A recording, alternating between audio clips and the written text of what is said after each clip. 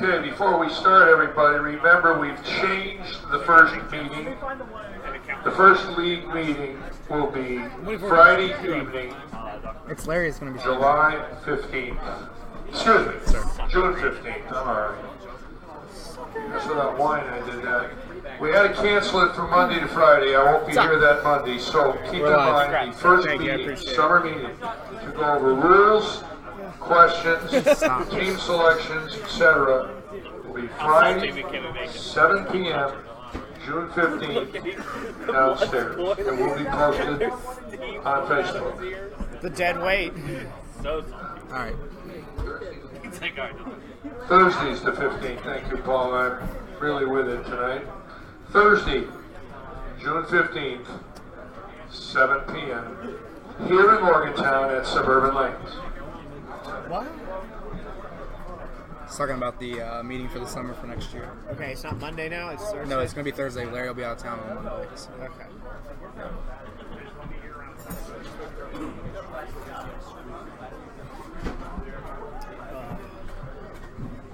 Good call there, that way, since we're already, Thank God.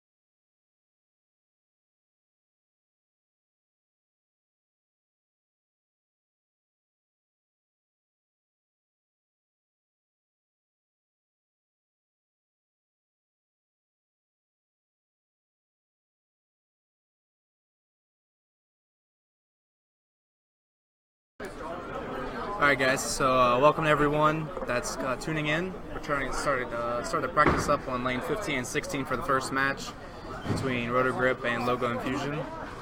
Larry's going to be announcing everybody's names over the loudspeaker, and then will be joining us with Throw ball on 15, the pin lights should go on. Will be joining us in the booth afterwards.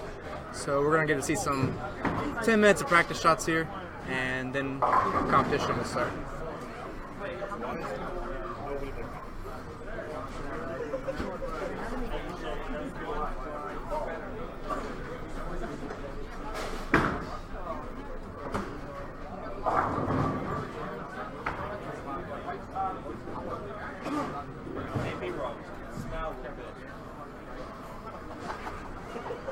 I'm not gonna smile.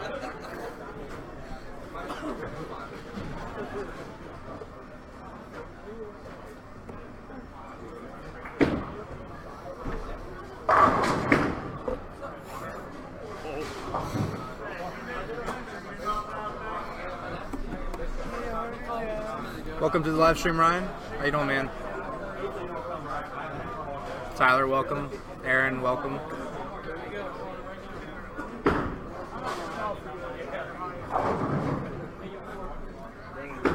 Welcome, Vicky. Video watching?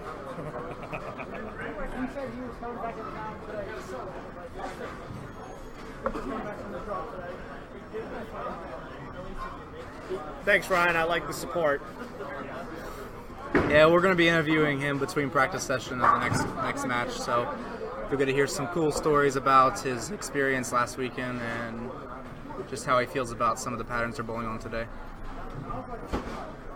By the way, we're bowling on 49-foot Suburban pattern. It's been pretty slick. You have to kind of play pretty far out on it. Guys use a lot of surface on it. Try to create some sort of hook down lane.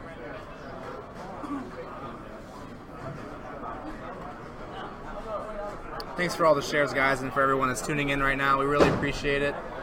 Trying to get Morgantown on the map. A lot of sponsors here. We want to thank all of our sponsors. Right now we've got the Logo Infusion team and Roto Grip teams facing off for the 4th and 5th seed. The winner of this match will bowl against Brunswick on lanes 19 and 20, and then the winner of that match will bowl on lane 21 and 22 against the KR Strikeforce team, and the winner of that match will bowl in 17 and 18 directly to our right against the 3G Shoes team. Each higher seed of the match gets to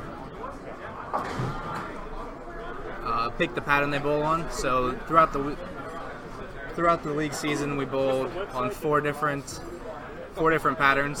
We started out on a 43-foot pattern that we used for our normal house shot, and then we went to a 40-foot pattern, a 46-foot pattern, and then the last pattern was 49 Match 15 feet. and 16 is being held on the Suburban 49-foot pattern. Both teams selected that for their first game. Keep in mind, ladies and gentlemen, each pair of lanes is ordered differently depending on the higher seed that had choice of their patterns. Understood. Yeah. This first pattern is 49 foot. About 6 minutes left to practice. We'll have the introductions. Yes, once practice concludes, we're going to introduce all the bowlers every match, so you'll get to know a little bit about each bowler and maybe like a hobby, where they're from.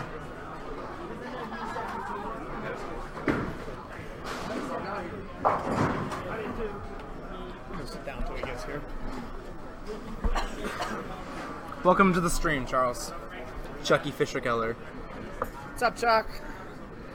Joe Farley, the man, the myth, the legend. How you doing, sir?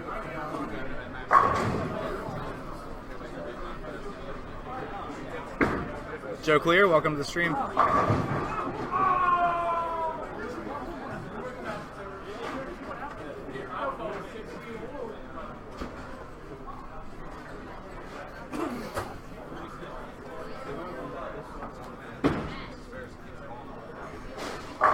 So for those of you tuning in just now, they're bowling on a 49-foot house pattern. Most of the time you want to play further to the right. A lot of guys use surface because the first game is pretty brutal as far as getting the ball to shape at the end of the pattern. And Freeland came back with a remark. He said they're a little bit tighter than they've been normally. So. Yeah. Obviously, everyone knows that weather changes. It dictates the way the patterns plays. You know, if it's colder in the center or warmer, you're going to have the pattern play a little differently because of the way the oil sets. Are you going to see Chris? Yeah, I have to mail it to him. Thanks. Keep the envelope. Sure. And also, to any of you guys watching right now, Joseph Farley, that's in the chat, is actually one of our sponsors. He represents Ebonite International, and they actually have three sponsorships in our league. 2 is a team, and 1 is an award. Very, very thankful for Joe coming aboard. He's a great guy. Anybody who wants to thank him for the opportunity, you know, we all appreciate it from the league and from the facility here. Yeah, thank you, Joe Farley, for sponsoring our league.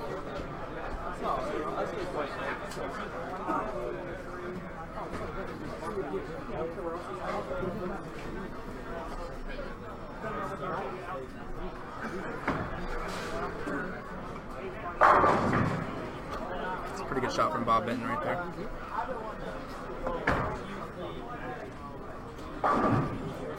Again, thanks to everyone who's sharing the video and stopping by. We really appreciate it. We'll get some more commentary, talk about, you know, individual shots, maybe what balls they're throwing, possibly the layouts they're using, why they chose those layouts, surface. Plus, we'll just have a little bit of commentary from Larry Lichstein, who's a PBA Hall of Famer. So he'll join us as soon as practice is over.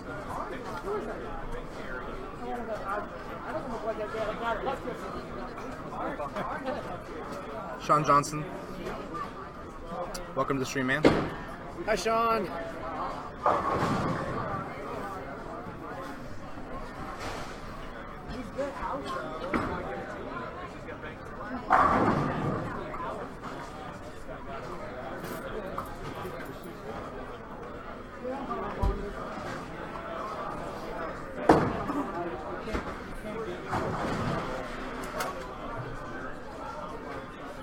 We got about 2 minutes and 30 seconds left to practice, and then we're going to do some introductions. again, the first match is between the higher seed Roto Grip team versus Logo Infusion. Both teams were wild cards, which means they didn't actually win a segment, but they had the most overall points without winning.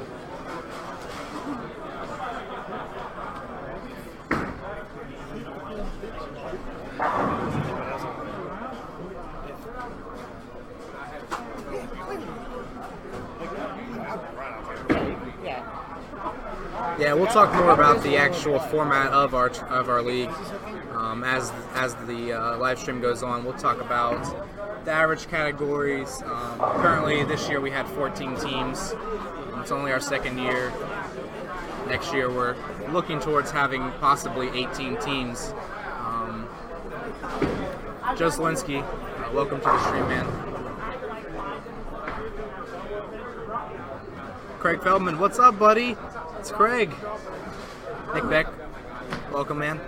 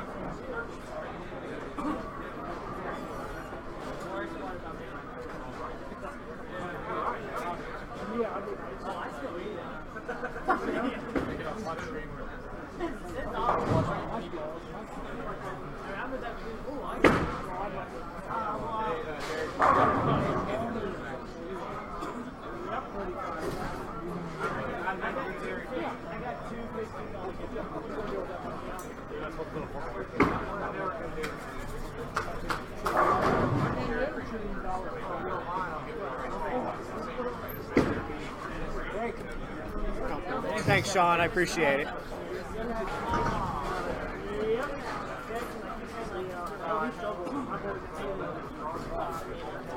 So we've got about 10 seconds left here. We're going to get some introductions going from Larry on the microphone, and then afterwards he'll be joining us in the booth.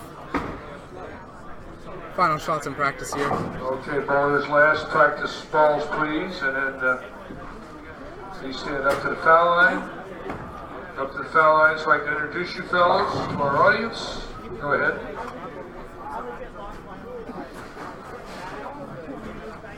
Okay, ladies and gentlemen, I'd like to thank all of you for being here this evening. In match one, we're going to have the Roto Grip team, which is a wild card winner, bowling the Logo Infusion team, 2 wild card winners on the Roto Grip team, captained by Chris Freeland, Jay Mercer, Heath Piles, and Rich Gibson. They will be bowling Jamie Murray, Butch Young, John Eisner, and Bobby Benton. How about a nice round of applause I won't be bowling, Sean. Our first finalists here. We're streaming around the world, so let's see if we can have some good scores. Okay, your lanes are on. Shake hands and good luck. And good bowling.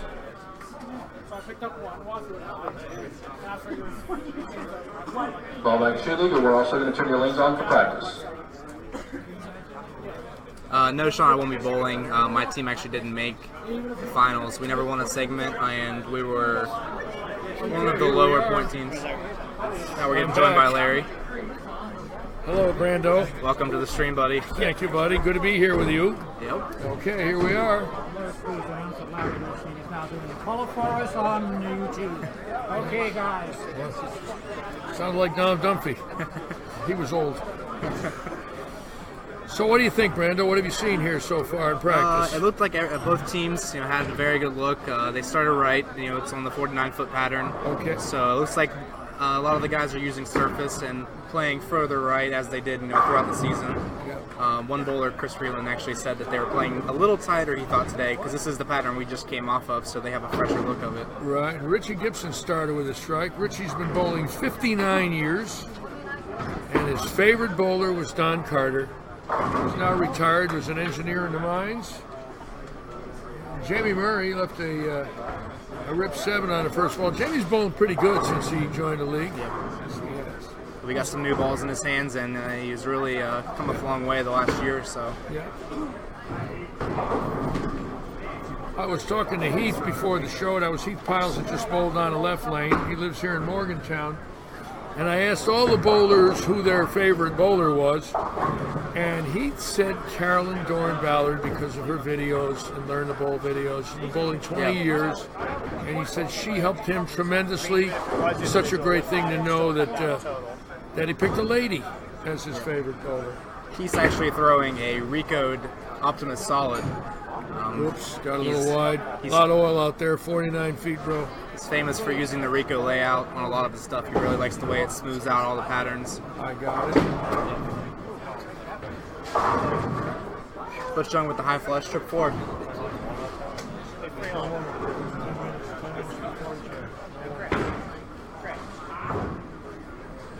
Just like it is during the week. 10 minutes. You guys get 10. Both teams are even after 2 with having a strike and a 9 open. It's a strike from the left side of Jay Mercer.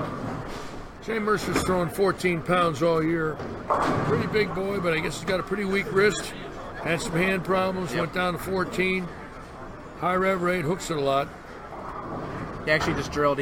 Most of the season he was throwing older equipment, and this last segment he actually drilled 2 new Ebonite balls. Okay. And he's the left side is looking pretty good for Jay with those new balls. Daredevil trick. Whoa. John Eisner just stole the 2.8. And I guess when you graduate law school from West Virginia U, like he just did 2 weeks ago, you're allowed to steal the 2.8. Not only did he steal a degree, but he also stole the 2.8. He stole the 2.8. Chris Freeland with a little slow on the reaction down lane. He's throwing a pin-up Daredevil trick. Yeah, Bobby Benton's deeper than everybody. Throwing a Motive Venom Shock, great ball. And there it is. He's playing inside the track, in the puddle, and still getting it to move a little. Yep. His ball tilts very hard off the spot when it sees the friction down lane, so he's able to play a little deeper than everyone else. Yeah, something I could never do in my life. Well, the left side was yes. Rubber balls and wood, bro. Rubber balls and wood. I loved it. As long as the 1, 2, 3 board were dry, I was a good bowler. Gibson's working on a strike here. This is a key shot because he's the D bowler on the team. We had 4 divisions in the league, A, B, C, and D. Your leadoff bowlers are your weakest of the 4, but this is a 1-game match, so it's total pins. He went the high flush for the 4-pin. Yeah, pretty good shot for Richie getting out of the chute.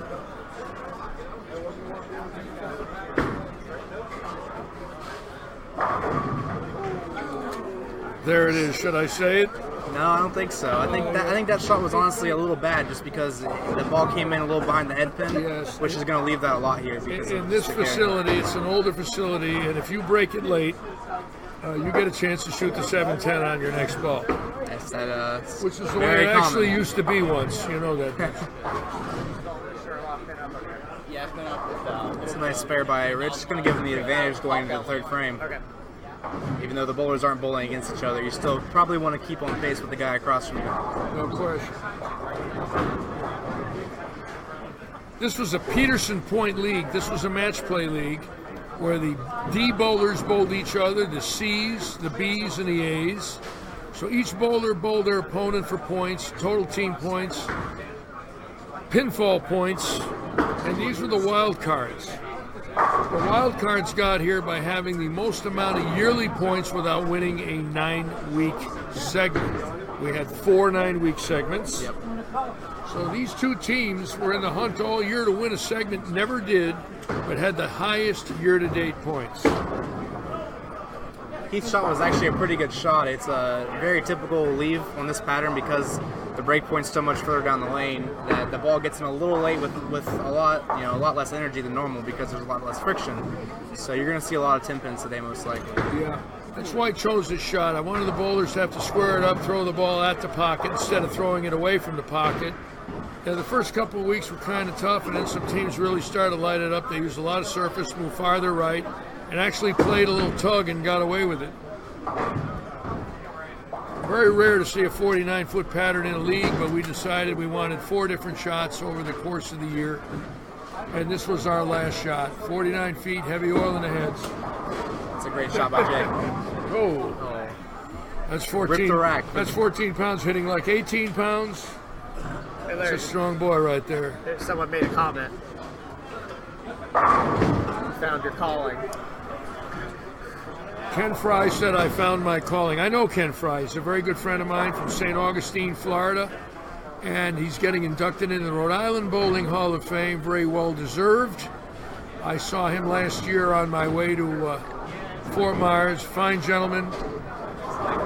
And talking is my calling, Kenny. You're absolutely right. I think you might be implying you like to talk a lot, Lich. Yes, I went to the Ernie Schlegel School of great Talking. Shot by Chris. Great shot by Chris Freeland, who has definitely really become one of the best bowlers in our region. Throws the ball great. Even comes in a little behind. He got lucky on the trip 4-8. Bobby Benton breaking down the 210 out of Cumberland, Maryland. We have bowlers in our league from as far east as Cumberland, north is Pittsburgh, and west is Clarksburg, about 150-mile range. And we're so proud of our league here in Morgantown. It's the #1 league in West Virginia. We had a $51,000 prize fund for 36 weeks. I think they're bowling for roughly about 7,000 of that tonight. Yes. Between first to fifth place, as the step ladder goes on, I think they're giving away about 7,000 just tonight. Yes. Came in a little high for the 610. Yeah, got that out a little bit a little quick. Rich is throwing a pin-up snap block with a little surface. He likes the snap block. He likes it dull. He said it came great out of the box. He made me hit it with 1,500 before we started bowling this evening. Surface is key the first game for sure. I know whenever I bowled in this pattern, the first few weeks of it, I had a really good look the first 2 games with a gauntlet with 500 on it. I'm not really a high rev player, so I needed all the help I could get.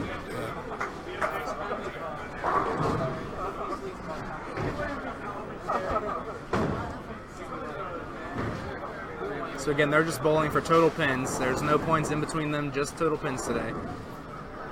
So every spare, every strike counts. It's a great shot by Butch Young there.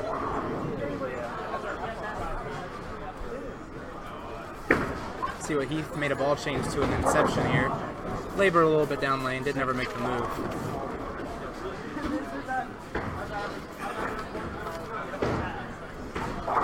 Butch Young's been bowling for 46 years.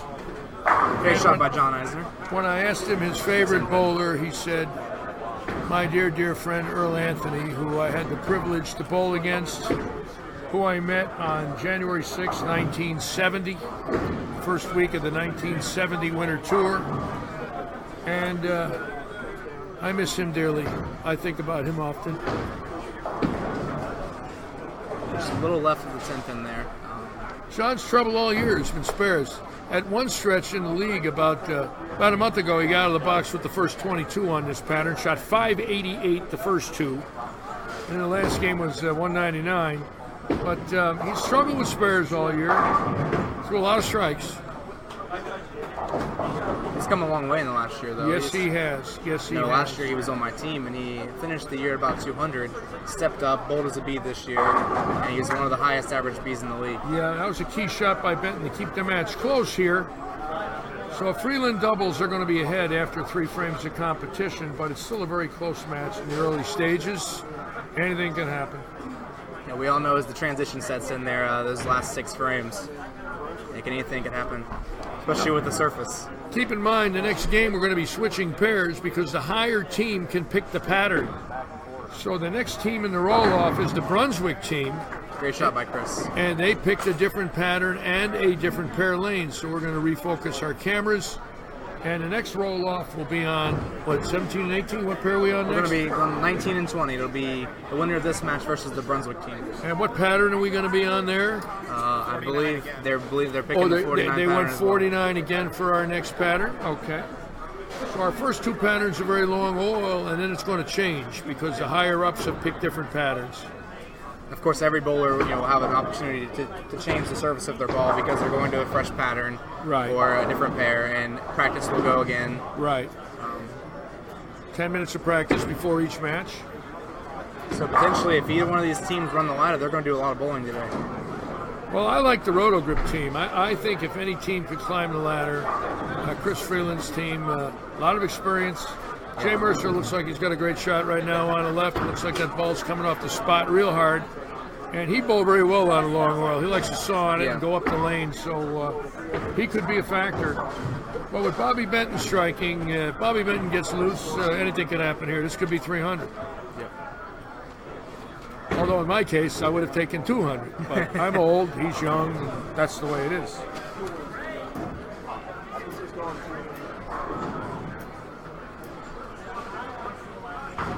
Let's see what Butch does here. Oh, he tripped the 4, the fallback kid. Only the old guys can do that. That ball was on the nose at 45 feet. It fell back, and a 4-pin trip. That one's a lot more right than the last one was. Like I said, that Inception. Yeah, he's throwing the Inception now on both lanes.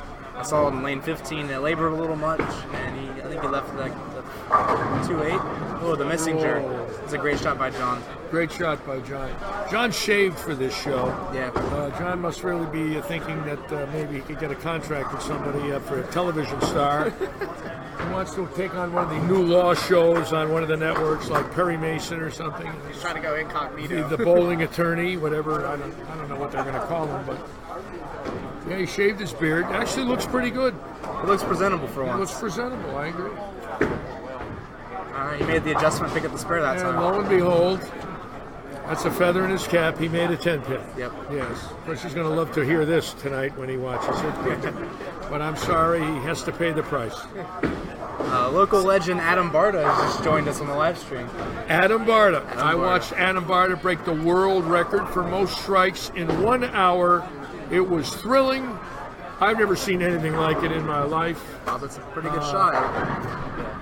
Okay, he got lucky. He got the 10 out. And Adam Bart is leading, of course, at the USBC with Mike Rose, a high score in the team event. And I hope they win. I couldn't think of nicer guys to go all the way. And a very good team from East Hartford, Connecticut, captained by Tony Renaud, is in second at the USBC. And kind of thrilling for me to see a Connecticut team up there again after many, many years. And I hope those guys hold on and get rings and finish second. Did you ever win a ring, Brendan? Never won a ring. This is actually going to be my first year competing at the national level. Why don't you ask Uncle Litchie if he's ever won any rings? I know you've won some rings, but you could tell me about it. Yes, I've won some rings. I heard you have a pretty good experience with the Nationals in your first couple of years, right? Yes, I had a wonderful experience at the Nationals my first 2 years. And for the next 46, I never cashed again. But the first 2, I bowled very well, got a couple eagles. And then I went 0 for 46 and never got a check. But it was fun in the beginning. Speaking of legends, Mark Roth just joined us. The Smaka? The Smaka. Well, my dear friend Mark, we're all praying for you, my friend. We love you dearly. You and Denise. He wrote you a message there. Do you want to read that? He wrote me a message. What, do I owe him money? What did he write? No, I don't want to say that. I don't want to say that online. Mark, how dare you do that to me? Welcome to the stream, Dusty. How you doing, man? Well, we miss him dearly and love him. And it was awesome getting to meet him a couple of years ago. He was the one to throw the first ball of our inaugural year. He threw out the first ball of our league, and we had him here for a day, and the crowd loved him. He signed a lot of autographs, and we hope he can come back. We really do. I would love to meet him again. It was awesome. You might love to beat him, but you wouldn't love to bowl him. Let me tell you right now, if you caught him in your heyday, I never saw anything like it. I never saw a bowler take over the game like that in my life. I mean, Earl Anthony was great, but no right-hander threw it like Mark Roth. No one. He was the original Krieger. No one. All right, let's see if he's going to make a little adjustment here. That one definitely got to the pocket sooner. That's a great shot. That's a key shot, too.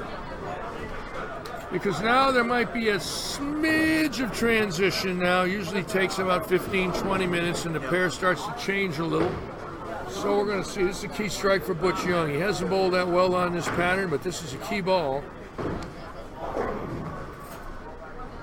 Oops, got that in. He looked like me on that one. Sorry to say. You ever throw any bad shots on live stream before? I never threw a bad shot in my life on live stream. Simply because I've never been on live stream. Well, back in the day, you know, they had it on TV. I had live. 4 6s in every title match I ever bowled. How many title matches did you bowl for? I bowled for 6 titles and I won once. And That's not a bad record considering I'll never see every a title. pro that I bowled prayed they'd bowl me.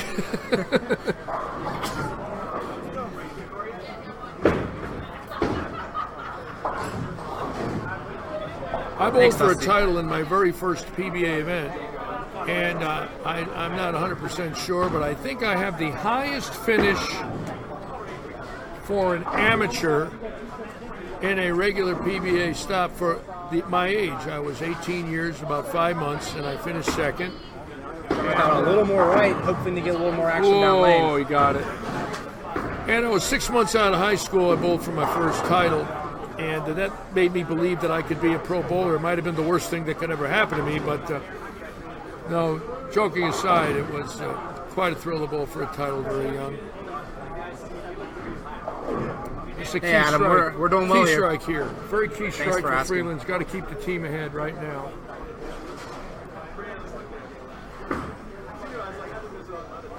Good shot. Freeland's lined up. He pured that one. Yeah. That was as pure as it gets, Hoss. Yeah, that's as pure as it gets. This is a really big shot for Bob if he wants to keep his team in it. Bobby's got to start striking. He's got to keep the team in it. That should be good. Oh, yeah, great shot. Got the ball rolling well. I like his roll. Seems to be walking a little straighter. He was drifting left earlier in the year, opening the lane up too much. Seems to have squared it up a little bit. Looks a lot better at the release point. Of course, Bob's throwing a Venom Shock. It's one of Motive's best balls by far. Oh, yes. We drilled a lot of those here. Yes, we drilled a lot of venom shots. I'm not sure which layout he has because I know that he did drill a couple of those up. It's like a but- pin down to me. Yeah. It's revving up pretty early. It looked like it was revving pretty early. Yeah. Jake, welcome, man. Mark Roth wants to know if you remember 79. Do I remember 79? Not really. I don't remember 80, 81, 82, 83. Around 88, it starts to come back again. Why? What happened in 79, Mark? Did I drill you a ball you shot 857 with in Kansas City and left 3 ringing 10s? I'll bet I did. I think 289, 279 on a Thursday morning block at King Louis West. I can believe that story because Mark Roth was striking. So. And Mark Roth threw 33 strikes and 3 10 pins. King Louis. King Louis. So my memory is pretty good for an old goat. Yeah, except where are your keys? I don't know where's my It keys. says Brandon Williams is the GOAT. Oh, I don't know. I'll let Larry have the shine right now, you know. What's that? I was called the GOAT and so are you. I don't know. A goat? Yeah, do I'm we an need old goat. I agree 100%. We get to warm up down in 23, 22. We did not do that. We went 10 minutes of practice. Let me talk. I got to talk to my league officers. Give me a minute. Just bear with me 1 minute. I'm going to leave for a second, Brando. I want to talk to my league president and Justin Malik for a minute. No, I'm okay.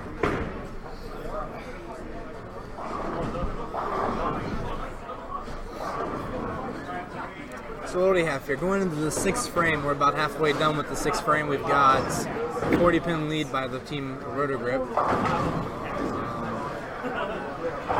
Jay Mercer just left the 3-5. See, John Eisner, this is a very big shot. President Dan Gall reminded me that last year we let the bowlers warm up on 23 and 4 Okay. before the matches. Yeah, that's what we did last year. Yeah. I knew that ex-president or soon-to-be ex-president was good for something. How you doing, Dan? I'm okay, buddy. How are you, man? Going great. What's the Ouija board you're telling us, man? Are you announcing live? Yeah, we're live right now. All right, man. So I should not make an off-color remark right about now, then. No, I think you're good. You think you're good for at least one, right? Oh, at least? You kidding me? Just get me rolling. That one didn't hook at all. It just got in the puddle and just stayed there. Yeah, it's pretty hard. My team, all of us were a lower rev rate bowlers, so we all had to adjust our spares in this pattern because when you try to get the ball going left and hooking and you're getting that middle oil, Yeah, it's no good. Yeah. Absolutely, and he's not using a lot of surface either. So He's actually using an edge pearl, so it's actually all boxes. They're factory finish, so it's shiny. Chris just threw a monster shot. It's a great shot by Chris. Okay. So he's still throwing that daredevil.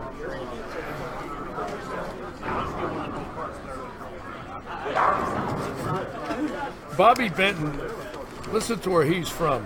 Accident, Maryland. Accident, Maryland. And that's where I had my accident on September 30th in Hancock, Maryland. Yeah. Horrible accident. Anyways, Bobby told me his favorite bowler is B.J. Moore. And I don't blame him a bit. No, B.J. Moore is pure as they get. B.J. Moore is fantastic. I actually get to have the pleasure of being at the Nationals with his group. And I guess B.J. drills Bobby's equipment, and B.J.'s done a great job on Bobby's balls. Obviously, a lot of knowledge there. Great player, great young man. We had him here for our tournaments last summer, and incidentally, we are running the Morgantown Open Championship on July 21st and 2nd, or 2nd and 3rd? 23rd, 22nd, 23rd. 22nd and 23rd, Saturday and Sunday. $5,000 added to the prize fund. Guaranteed $5,000 for first place. The tournament is sponsored by Brunswick and the Morgantown Convention and Visitors Bureau. We invite all the bowlers from the East Coast here to come on down for a weekend and bowl. We've got room for 288 bowlers. 3 squads are qualifying Saturday, a squad are qualifying Sunday. Big spare. We'd love to have you come to Morgantown. We got the Euro Suites Hotel right in our parking lot. John's really got to get a shot here. He needs this more than anything. Looks good off his hand. Flushed it. They got to start striking now. It's getting late. However, Heath Powell's with that open has closed the gap. And they're within 20 pins, so anything can happen. Yeah.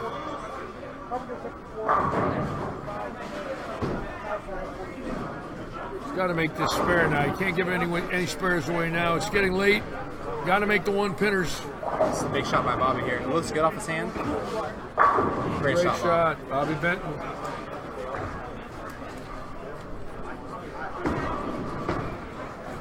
That's a bad mistake there. Bob. Well, what layout is that? Rico? Okay, I knew you drilled a couple of them. I wasn't sure. That was a bad mistake by Heath Powell's there. You cannot give away one pinners. All of a sudden now, looks like they still got 2 frames to go, but they do have. Yeah, it looks like Logo with 4 strikes in the 7th, and him giving away a one pinner. Not good. Not good. At the end of the frame, they're probably going to have about a 40-pin lead, 30-pin lead. But still, great shot by Jay. It's a key shot for Freeland to keep him ahead. He makes a bad shot here and gets a little 5 and 3, and all of a sudden, that's all it takes on this. You pinch it a little, you could have a problem. Yep. They're pretty pure so far, though. I expect them to be in the pocket. We know sometimes you could be in the pocket all day here and not strike. I understand.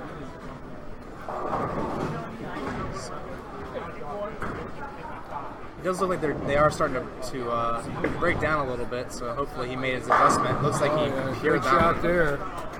Wow. That's pure. I don't think Chris liked that shot. He has a look on his face. 51-pin lead, but the Logo's got 4 strikes working. Roto's got 2 strikes working, so it's still anybody's game with 3 frames to go. Tee shot for Richie Gibson right here. Richie Gibson strikes. Got to take advantage of the strikes now, late. It's an even bigger shot for Jamie. Being on a strike. Great shot. Trusted it. Threw it good. Just a little high, left the 4-pin. Threw it good.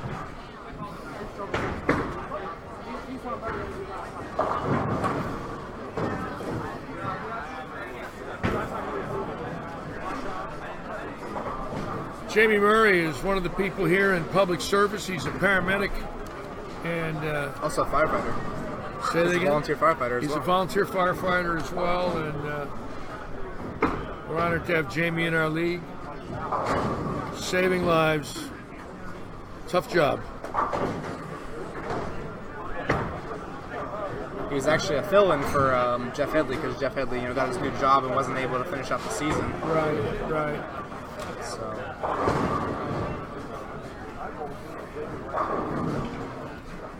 Keith needs a strike here. The 2 opens. Looks like he switched back to the Rico to Optimus Solid.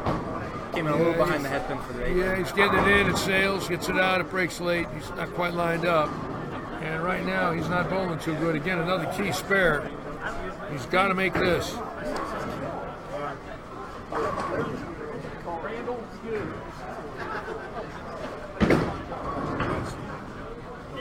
Great shot by Butch Young. Great shot.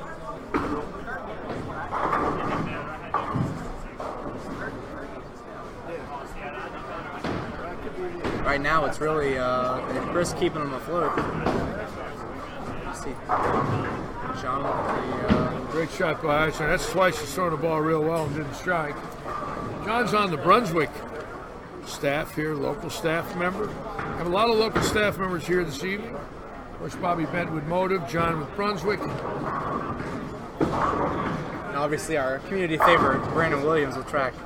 Brandon Williams with track, and Brian Robinson, who just won his first regional last weekend with 900 Global, and we're going to get Brian in here between games. Bad mistake by John Heiser. Terrible. Spares have been his nemesis all year, and 2-1 pinners in this game, 22 pins gone. Got to make the spares in key matches. Again, that was another one of those shots that we saw where you tried to go across the middle and that there's too much oil there to hook at it. Yep.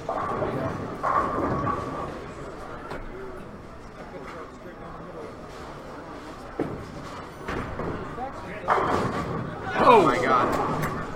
That's Chris huge sharp ball here. And Chris, incidentally, was just voted as our league president. Dan Doyle, who was with us for 2 years. That's a big shot by Bob. They want to keep his team in it. That's a great shot. Great shot. Danny Doyle resigned after 2 years. He's a union president here locally.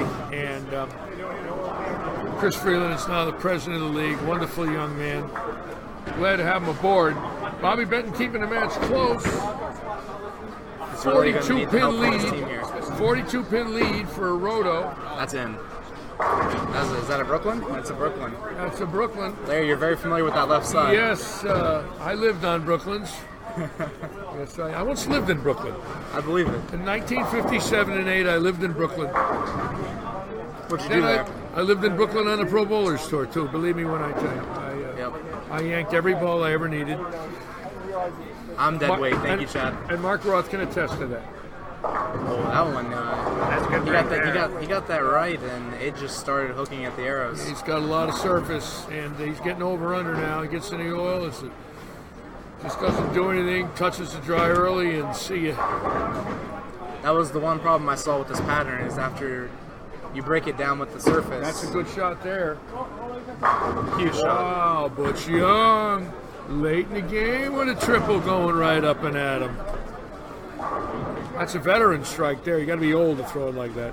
You kids don't do that. You like to go left to right, don't you? That's right. I like to miss my target by an arrow. When was the last time you pointed a ball, Dave? Have you ever pointed a ball in your life? Well, incidentally, I like to play the gutter as much as possible, but... Yeah, you call the gutter swinging 12-2? Yes. All right, John, that's a pretty good shot, man. Oh, God. It's like the move for him, I think, would be to get his ball a little more right earlier. Yeah, he's just coming in behind the head. Put himself behind the 8-ball when he missed the spare. See, now every strike is double. Let's see if he adjusts his feet a little bit more right or his target a little more left to try and make that pin. Yeah.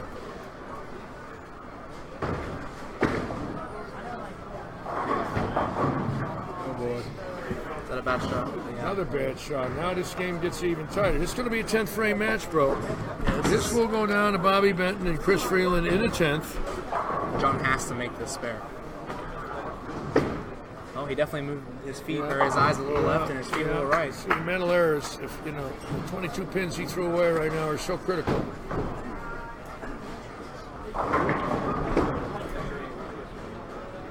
Definitely need to count on that one. Every pin counts at this point. Yeah, it's a big shot here. It's the biggest shot of the year for Benton right here. This keeps him in the match.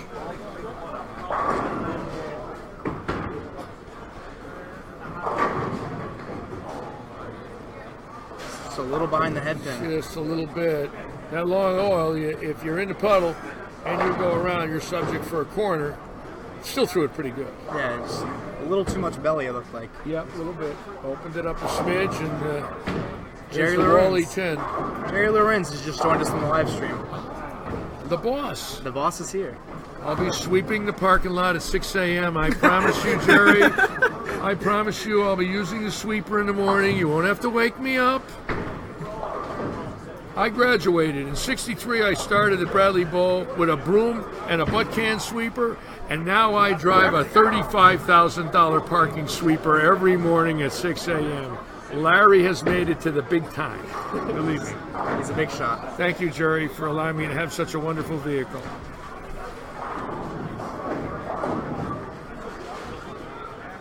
Okay, Freeland, he gets a strike here. Then it's obvious Jamie Murray and Butch Young have to strike on their balls in the 10th. So this is a key shot of the match right here. If he doesn't strike, Logo actually has advantage going in because they have strikes in the 9th. They have strikes in the 9th and 10th. And the way Butch Young threw the last 3 shots, he should be able to get 3 in the 10th.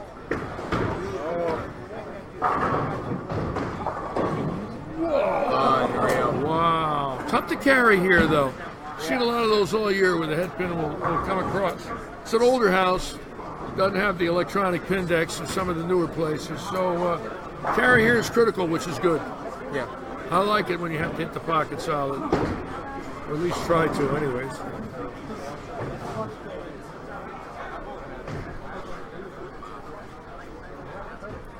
This is a key shot. He has to make this. Very good shot. Okay, so it looks like they're going into the 10th frame. Roto is going into the 10th with a 44 pin lead. 44 pins? Yep. Okay, well, here we go. You get a double to a miss here with Murray and Gibson, and anything can happen. Broke down to 4-9. That's a break. That was a break. He's got a strike on this ball. Threw it pretty good. Great shot. Look at that. Jamie Murray with a key strike. That's 20. Oh, yeah. He can take 30 pins off of that lead. Oh, yes, he can. Key strike. Now this makes the spare even more important. Richie sticks a little and gets it right. See ya. Hopefully. It's got a hook. Ooh, it hooked just enough. I'll tell you. You got to cross the puddle. Yeah, going across that lake is more like... Yeah. There's a lake. Let's see what Jamie does here. That looks pretty good. Oh, he can't get the 7 out. Shook the 7. Great shot by Jamie. Kept it in play. It's been at least 7 or 8.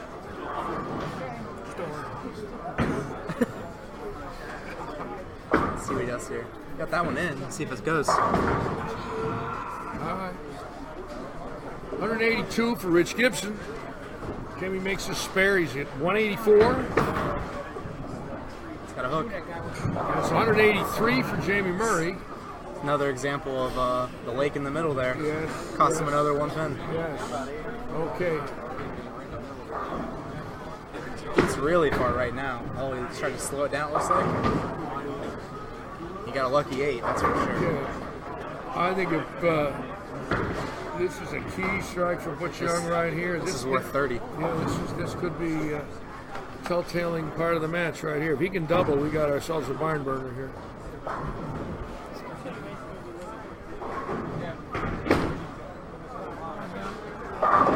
Great shot by Butch Young. That's a great shot. Solid 4, trusted it, threw it good. Still got 27 out of it. Alright, that's got a hook. Very lucky off the wall shot. That is a game-changing shot. He's not too happy. He struggled the whole game. 1 strike, changed balls 3 times, and just couldn't get anything going. All right. Butch liked to throw plastic across the left side. He's the only person on the lane doing that. Yes. That's because he's old. Us old people still throw plastics. It's you kids that throw the rockets with the resins. You just fire away. And it's a pretty good shot there. Yeah. Still a little bit of labor. 7. All right, let's see what the score is now. So it looks like after Butch's shot here, if he gets 10, they're going to have a be down 5 pins going into the 10 frame of the last 2 bowlers. 5 pin difference. 5 pin. Potentially, he has to strike. Yeah. That looks good. Great It's a very good shot. Nice game by Butch Young. Kept him in the match there. So we have a 5 pin difference Yes. with Eisner against Jay Mercer. Jay Mercer. Yes, this is the 49-foot pattern. Jay has a pretty good look on this pattern. Uh-oh. He got the bucket. Oh, here we go. That's what I looked like every time I needed one. There it was, the bucket. And they're missing a couple pins up there if you left that shot. Yes. It's a big shot. Big shot. Oh my God! It almost stood up. Yeah. That 4 pin. That wasn't a 4 pin. That was a head pin. I think that See was it. the head Let's see it pin. on the replay here. It was the head pin. Yes, it was the head pin. How did I know that? I don't know. You've probably seen it a couple times. Look. Oh boy, here we go. Look at this. Look at this. How about this? John can folks? put them up 19 pins if he strikes.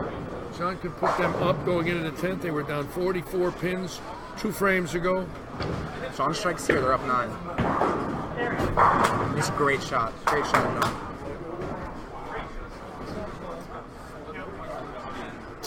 They're up. Well, let him get his fill ball. Let's see where we are. It could be double to a miss. It could be Freeland double Benton miss. What do you think? Let's find out. I think anything can happen right now, the way the lanes are playing. Let's see. What do we got? We're gonna know one ball. This is actually a long house pin. Great shot by John. 21 pin lead. It's double to a miss. Double to a miss. Freeland has to strike on this ball or it's over. Has to strike Has to strike. or it's sayonara.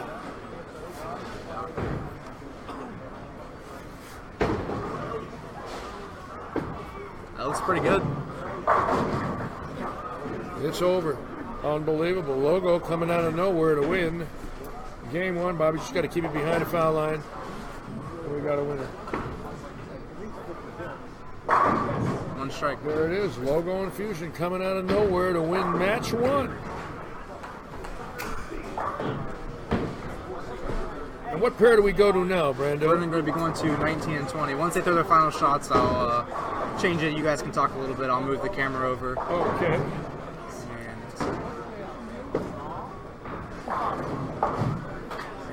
let's spare Chris. Which cameras you going to move? Just the big one. Okay. So I can talk to Brian a little bit?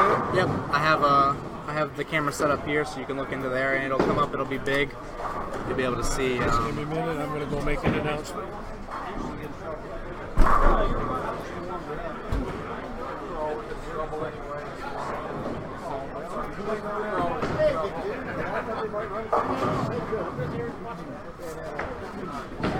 Okay, in a very close match, Logo Infusion coming from behind in the 9th and 10th to beat Roto Grip. How about a nice round of applause for our first match, ladies and gentlemen. We are on live streaming. We've got a lot of people watching. The great Mark Roth is watching this evening in Syracuse. And I'm going to be interviewing Brian, and we're going to start practice now on our next pair of lanes. And Brunswick is going to be bowling Logo Infusion. At the end of your practice, please stand at the foul line so I can introduce all of you. And when your lanes come on, hit the check mark. You will have 10 minutes of practice. And while you're practicing, I'm going to talk to the champ.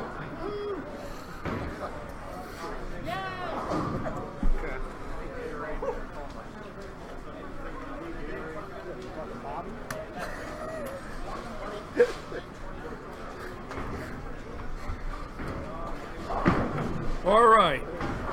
I'm sitting here with a young man that did something this weekend that was quite wonderful in the fact that we've never had a PBA champion born and raised from Morgantown, West Virginia.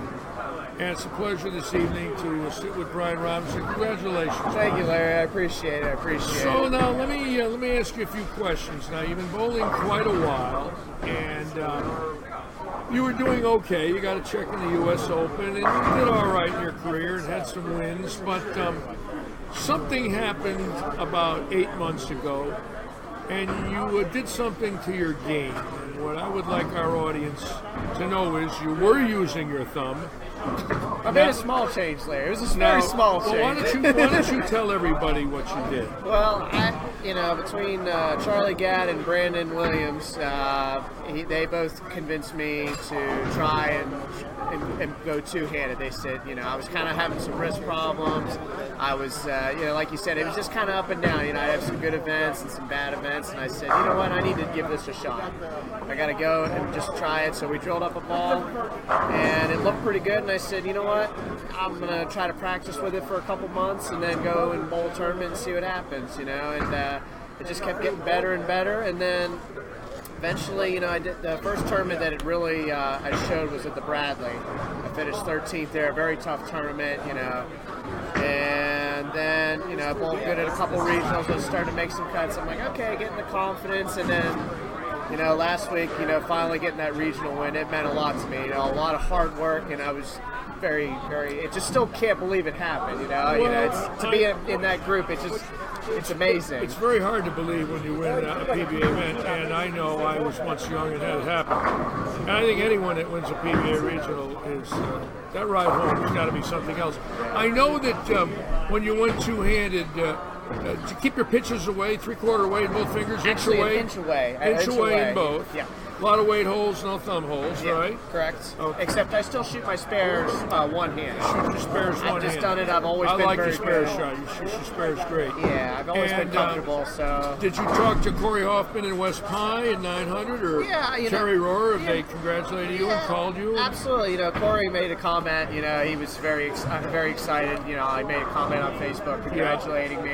Yeah. West Pye made said something on there, and all the guys from Iron Will were very happy. Yeah, that's wonderful. That's wonderful. I'm thrilled. I think anytime you win a major event, especially PBA, it's got to leave you euphoric. Yeah. So you were driving home from Lorain, Ohio, on a road that you used to drive home on after failing, and you might have been in Indiana or I've driven on that road many a time. And so now all of a sudden you're on the road coming home Sunday. A champion, a little different ride. I'm kind of curious. Yeah, I tell you what, it was when I got in the car, it was like I had the music on. I was just like listening to the music. I just couldn't. I was so happy the whole time. It was a feeling. It was just, what it's like. You don't know. There's nothing in the world that feels like winning a big event like that. There's no other feeling in the world than just being, it's an amazing feeling. See, when I was on the Ohio Toll Road as a young man, I worried about way stations and state police and breakdowns. And I broke down on the Ohio Toll Roads. I never won a tournament on the Ohio Toll Road. Anytime I drove on there, I just hoped I got through the toll booth without being arrested. You see. It was much different for me. Right. I'm sure you understand. I never had to drive the RV, but Driving with me, actually when pro bowlers drove with me on tour and they got to the next stop, they felt like they won an event because they got there alive. You see, it was an amazing ride. And we're so proud of you here, Brian. I know your father's thrilled and your mother and all your friends here in Morgantown. Yes. And we know how hard you work. And we know we're very proud of you. And we're thrilled for 900 Global that they have another champion. Now you're eligible for the Tournament of Champions. Yes. Yeah, that's very exciting. That's very exciting because anything can happen there. Hey, listen, if you could tell me I have a chance to win the Tournament of Champions, that's correct. I'd be ecstatic at that, or even a chance or a sniff. I mean, just to go is an honor. Yeah, absolutely. And I was fortunate enough to bowl 4 Firestones in the day they used to call it the Firestone. And the 1974 Firestone was my last event as a touring pro, and I was in 5th place going in the last 8 games. And I lost my first 5 games in a night block. Then I shot about 720, and Lost 3 out of 5, missed TV by 100 pins, and I was gone. But I had a shot at it. Absolutely. And that was the year Earl Anthony won his first Firestone. And it was a dream to bowl that event for me as a young boy, having watched it on TV as a teenager. I watched Beyond the Lillos 300 in 1967. I watched Dave Davis win it, Steffi win it, Wayne Zahn win it. Jimmy Godman won it twice. Jimmy Godman was fantastic. So for me to bowl it as a young man, it was a great thrill, and I'm happy for you. Very happy for you. Yeah, so I'm going to definitely bowl the tournament. I never got to bowl, and very prestigious event. I go give it a shot. It's like you said, it should be an honor to be a champion and go. And bowl. Oh yeah, it's a great honor, and the best in the world are going to be there, and you're one of them. Yes, you're allowed to. Yeah.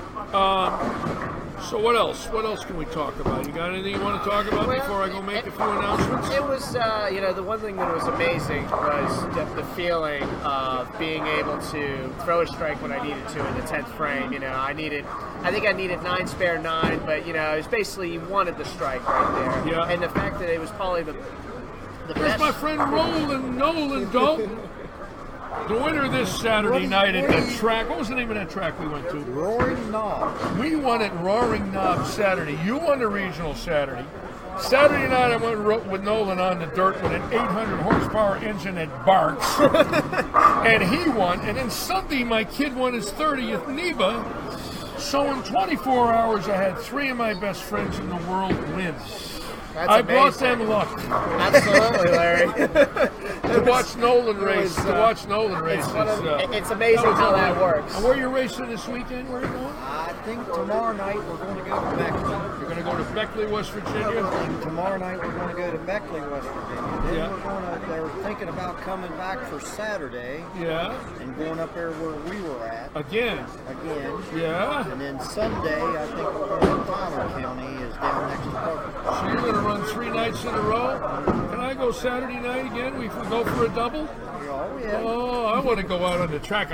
I stood out on the track with him. He announced me as a bowling Hall of Famer. Wow. I was on a dirt track with this suit on, looking like a racing geek. It was great. I loved it. Nolan was doing a $110 in the straights on the dirt, and that thing's coming right at you, and I'll tell you what. That's a feeling right there. To have something like that come at you. Yeah, that's. All right, I got to go make a few announcements. I'll be right back. We got to introduce our next group of bowlers. I'll be right back. Okay. Oh, we got Night, rolled them up. No, I was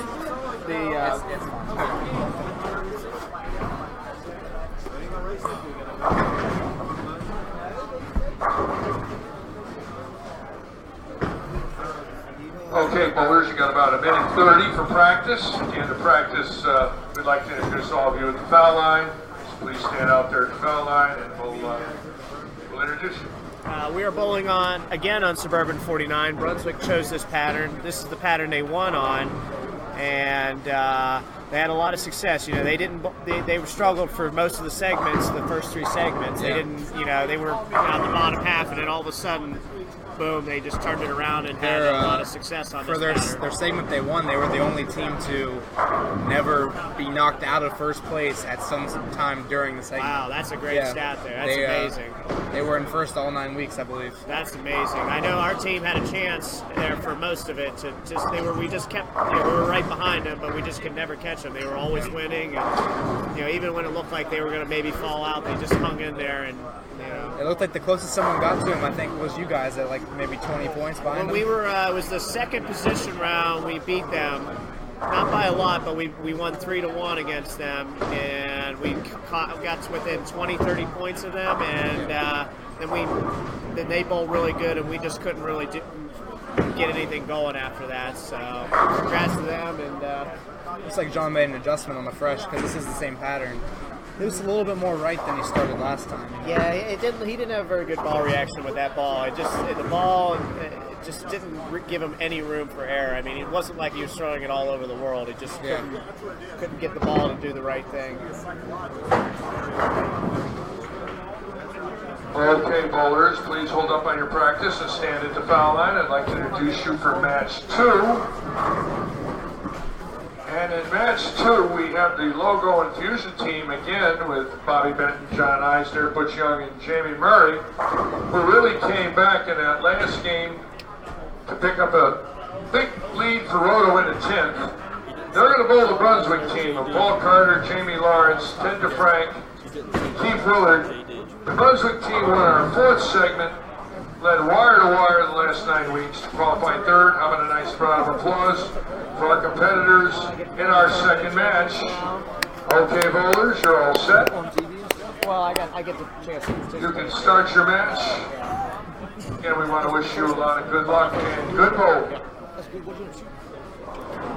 We bowled like 12 games that day. Let me get it back. So our leadoff bowlers are going to be, once again, Jamie Murray on the right lane, and the left lane is going to be Paul Carter. Okay. What did the losing team get for money in that match? What was it? I'm not Where's sure. Justin Mallet? Where's Justin? Hey, did Donnie tell you that you need a brake chamber or a change? Give me 1 second, Brandon. You got a leak in title match. We got a title match shot 230 something. So she shot 300 in. Holy shit, dude. Did they give you money for it too? Yeah, I'm gonna get money for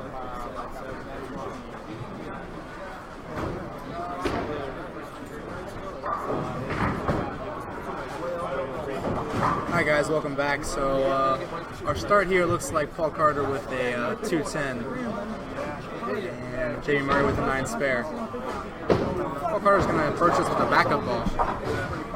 Almost got the pin off the wall.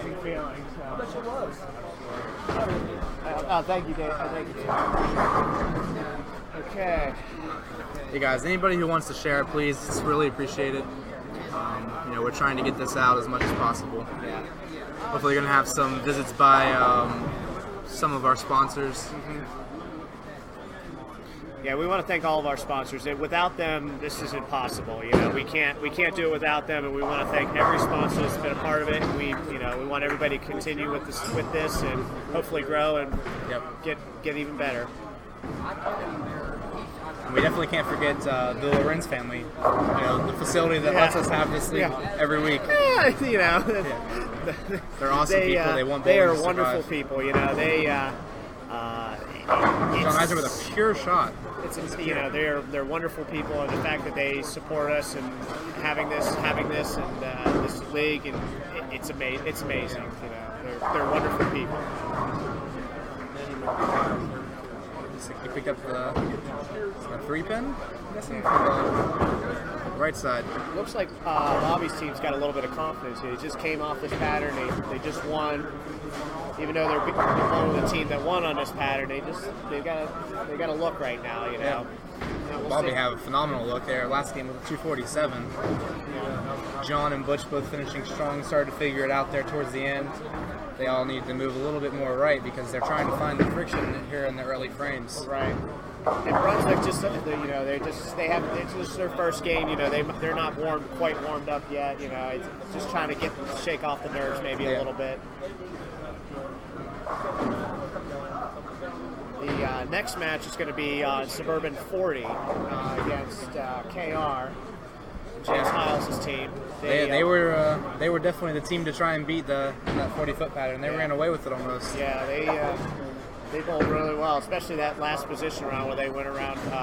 They were back and forth between Roto Grip, who was in the roll-off, and they went back and forth in the position round. They just ran all over them. It was unbelievable. I think their team had 2 300s in the final couple weeks. Something stupid like that. We had Dave Taylor had 300. Sean Evans had a couple, or at least 1 300. Yeah, one of them was against us. Thanks for reminding me about that, Brandon. I appreciate it. Try to keep the positive thoughts going. Good shot by Keith there. Just a little ball looked like it just didn't have any energy going through the pins there. Little DOA. Yeah. That's the problem with this pattern is a lot of bowlers see is if you don't have a lot of surface, your ball waits way too long to hook. Yeah. And then, by the time it gets there, it's so late that you're going to see, the 10 pin or the 7 pin standing. Maybe sometimes both. If it doesn't see the first 30, it doesn't see the back 30. Yeah, you know, like I said earlier, my most success I had was the first few weeks, and I was throwing a gauntlet, pin down with 500 grit. I mean, I know I have a lot of revs and everything, but I was using 500 grit on this pattern. I mean, I know I was probably throwing a little harder, but still, you needed that surface, you know, at least 1,000 to get your ball started. I mean, you know, 500 was, absolutely. There was several guys over 500 on this pattern. Yeah, absolutely.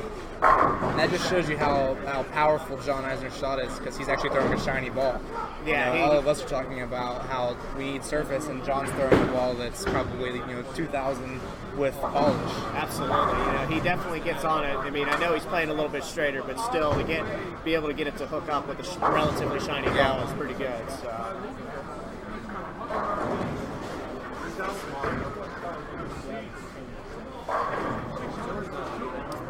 So Brunswick looks like they're going to be down here at the end of this frame.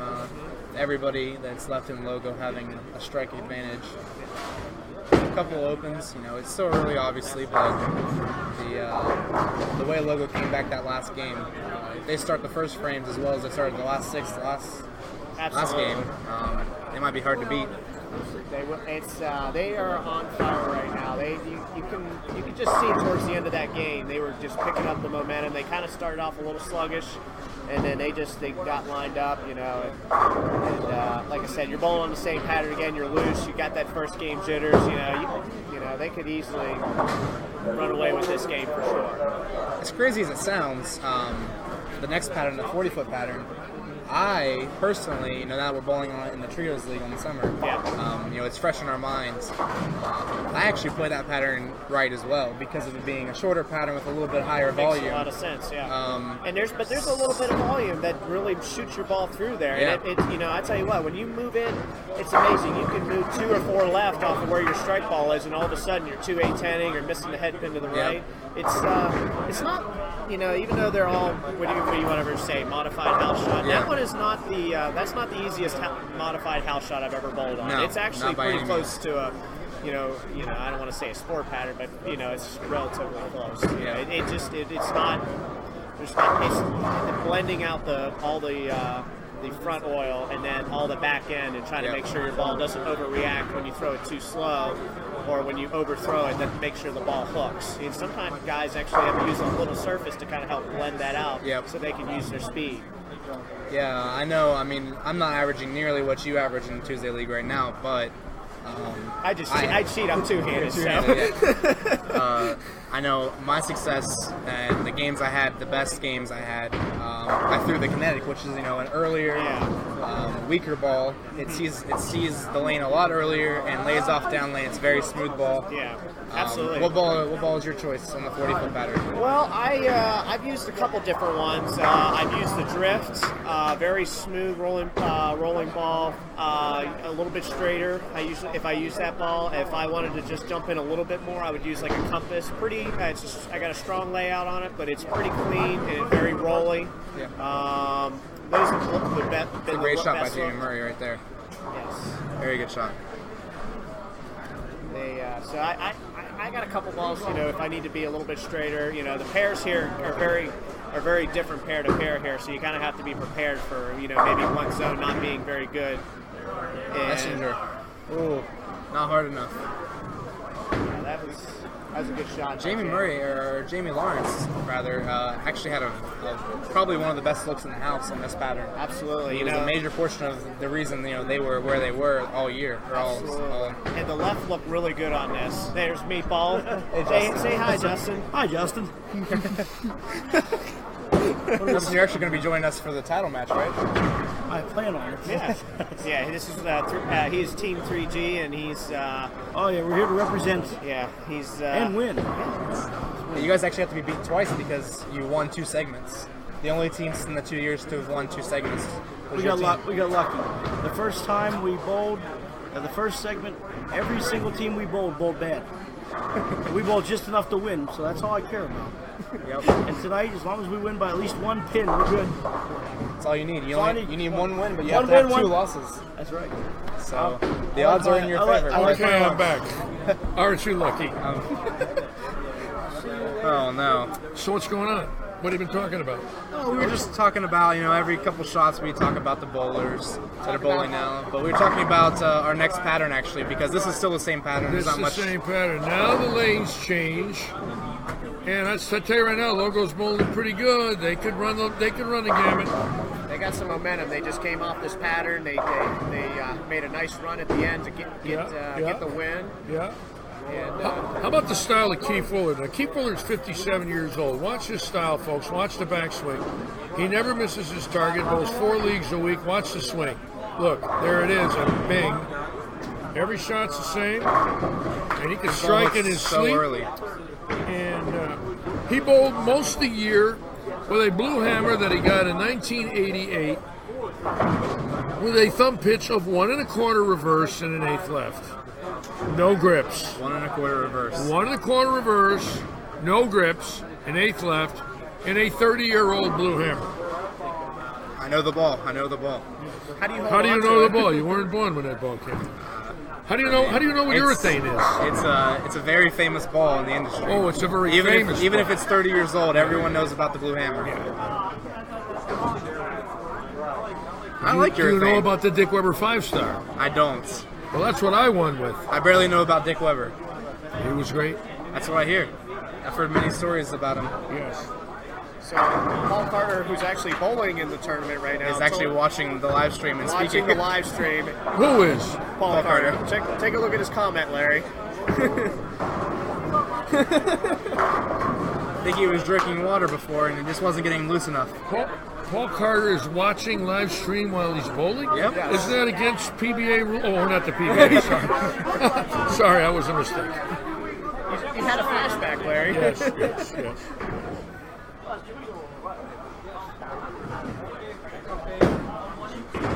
It's a little bit left, Toss. You got That's a a break. good break there. Like I was telling Brian earlier, it looks like the Logo team took those last 6 frames to get lined up and figure out they all started a little bit more right than they did when they started on 15 and 16.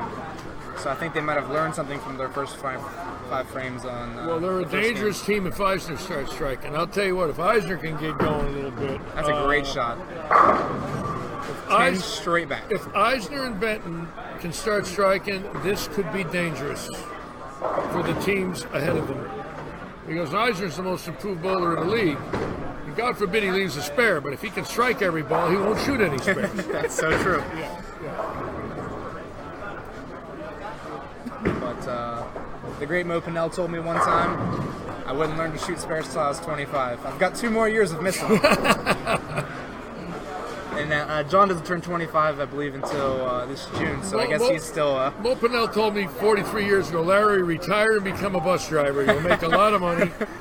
So I retired and bought a bus, and he was right. The only problem is I spent all the money. But it was fun driving. You didn't spend it on hair or anything there? No, okay. no.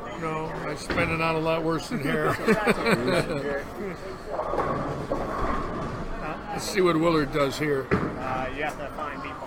He's right there. I'll be back. How about Keith Willard with resin off the blue hammer? That's the IQ Twin God, he Nano. actually got a hook. He doesn't know what to do. I mean, his ball's hooking a little. He's nervous. He's notorious for the early hook.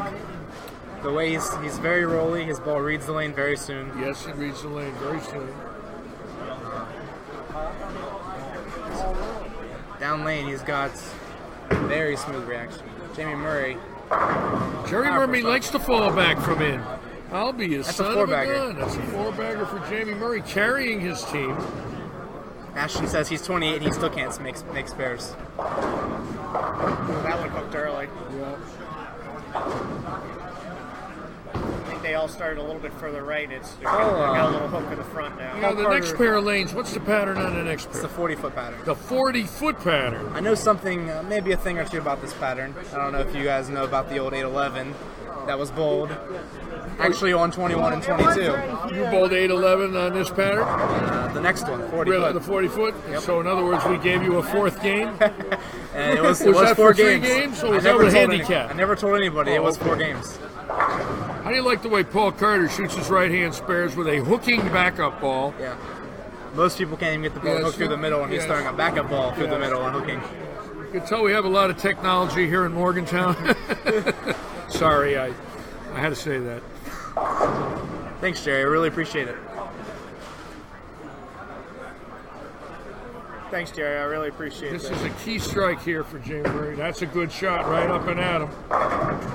Ooh, he trips out the 7-10 He hop. gets the love tap on the 7. What do we call that? Fruit salad? That's a fruit salad. Fruit salad. Oh my There God. he comes. Look out for John Eisner. Eisner can't miss right now. Ernie Schlegel, we want you to make a fruit salad comment right now if you can, please. John Eisner is very, very dangerous. If John Eisner gets locked in with this hold with that yanker he's got going now, look out. John Eisner can carry him all the way, but on a 40-footer, he's got to go the other way now, so we'll see what happens. He might be the only right-handed bowler this whole segment that was bowling with a shiny ball. The only right-handed bowler. That's right, everybody was scuffing him up. Yeah. weren't they? He's throwing an edge pearl with the factory finish. He had a lot of success with that ball. He shot 3 300s in a That's a month great time. shot by Look Ted at there. the Pittsburgh legend, Teddy DeFrank, 67 years old. Ted the Crank DeFrank. 67 years old, throwing that little spinner right up and at him. Still a tough player. Larry, have you seen the video of Ted DeCrank and Buddy DeLuca on YouTube? No, I haven't. You need to look it up. It's great. It's great TV. Ted DeFrank and Buddy DeLuca, bowled Buddy who won the DeLuca. Peterson Classic with a Black Beauty conventional pointing off the corner twice. Twice. Twice. That's a record, right? Yes. Has there ever been anybody who's No won one's twice? ever won it twice. Only Buddy DeLuca. Only Buddy DeLuca. And I think he finished second once. Some crazy number. It's crazy. No one's ever going to beat that. No one's ever going to. So he was close to 3 like you were close to 4 or 3 Eagles. The only thing I've been close to is overweight at way stations. You had a couple Eagles though, right? I had a couple Eagles. Yes, I did. I actually sold both my belt buckles and bought a boat with them. I'm serious. They didn't give trophies back then? I made a big mistake. I kept my 300 rings, but one day I said I wanted a boat. I hate saying it, but I did. And I went to the pawn shop and I got $3,000 for the belt buckles. And I bought a boat and it's going in the water for its 6th year in a row. So I had belt buckles that were in a sock in a dresser for 45 years. Never looked at them and they sat there. And one day I went out and I bought a Larson jet boat. Put a big Berkeley outdrive on it. It's going into Cheat Lake next week. Jamie Murray is locked in right now. And for my 2 wins, I've got a boat that I use. Most people keep a hold of their trophies, but I guess if they knew they could get a boat out of it, they might trade them in too. Well, I have the memories. To me, the memories are more important than the trophies. I wanted a boat. We got that one in. Jamie's not looking as sharp normally as that normal. one held all year for him. That one jumped a little. So now, Butch Young strikes here. They have got a commanding lead. Commanding lead with a strike here for Logo. They could be dangerous. Jamie Murray with the 9 open. Had they make the spare? That's a good shot. Ooh. That lane's got a little early hook. I thought it would fall back. It didn't. A lot of early hook all of a sudden on that left lane there. Mental errors, 2-1 pinners. There we go again. You know, it's amazing when you watch that. There's no excuse for it. Can't miss a 7-pin and a 6-pin in a title game. Yeah. And he just did. I mean, he just left the door wide open. Not a lot of room for error in a one-game match. It's one thing I've told my son Michael over the years, that forget the strikes, they're meaningless if you don't know how to make a spare. And pride yourself on your 1-pinners. And learn how to make them regardless of the situation you're in. Do not give anything away. Every pin counts every time. His good bowling is because of his spare shooting. I mean, he's a good player.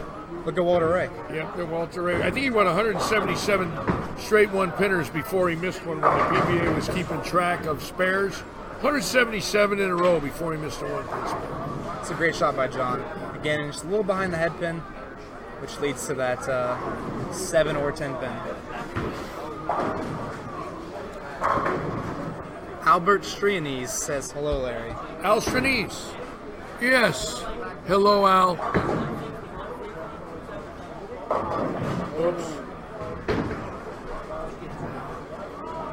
Oh, no, damn, it's a Right now, it looks like Ted DeFrank is really holding the team up, Yeah. being only down 6 pins.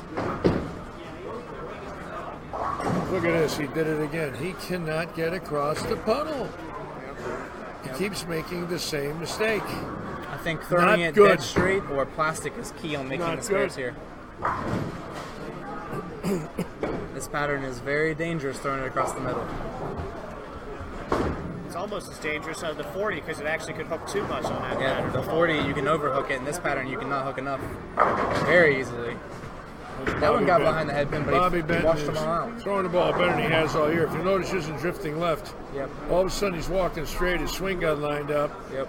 And all of a sudden, he's back. He hadn't looked that good all year. Looks good tonight. Actually, I heard him make a comment earlier. He told Chris Freeland he hasn't struck or thrown that many good shots all year from the last game. His first 8 shots, he said, were the best 8 shots he's thrown in 6 months. Yeah. Big shot for Jamie Murray to keep the lead the same here.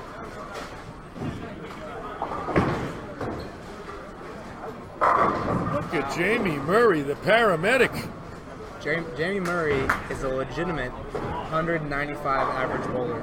Yes, and right now he is stepping up. But right now he's a legitimate 230 average bowler. It's amazing. That's probably the best 6 shots he's ever thrown in his life right there.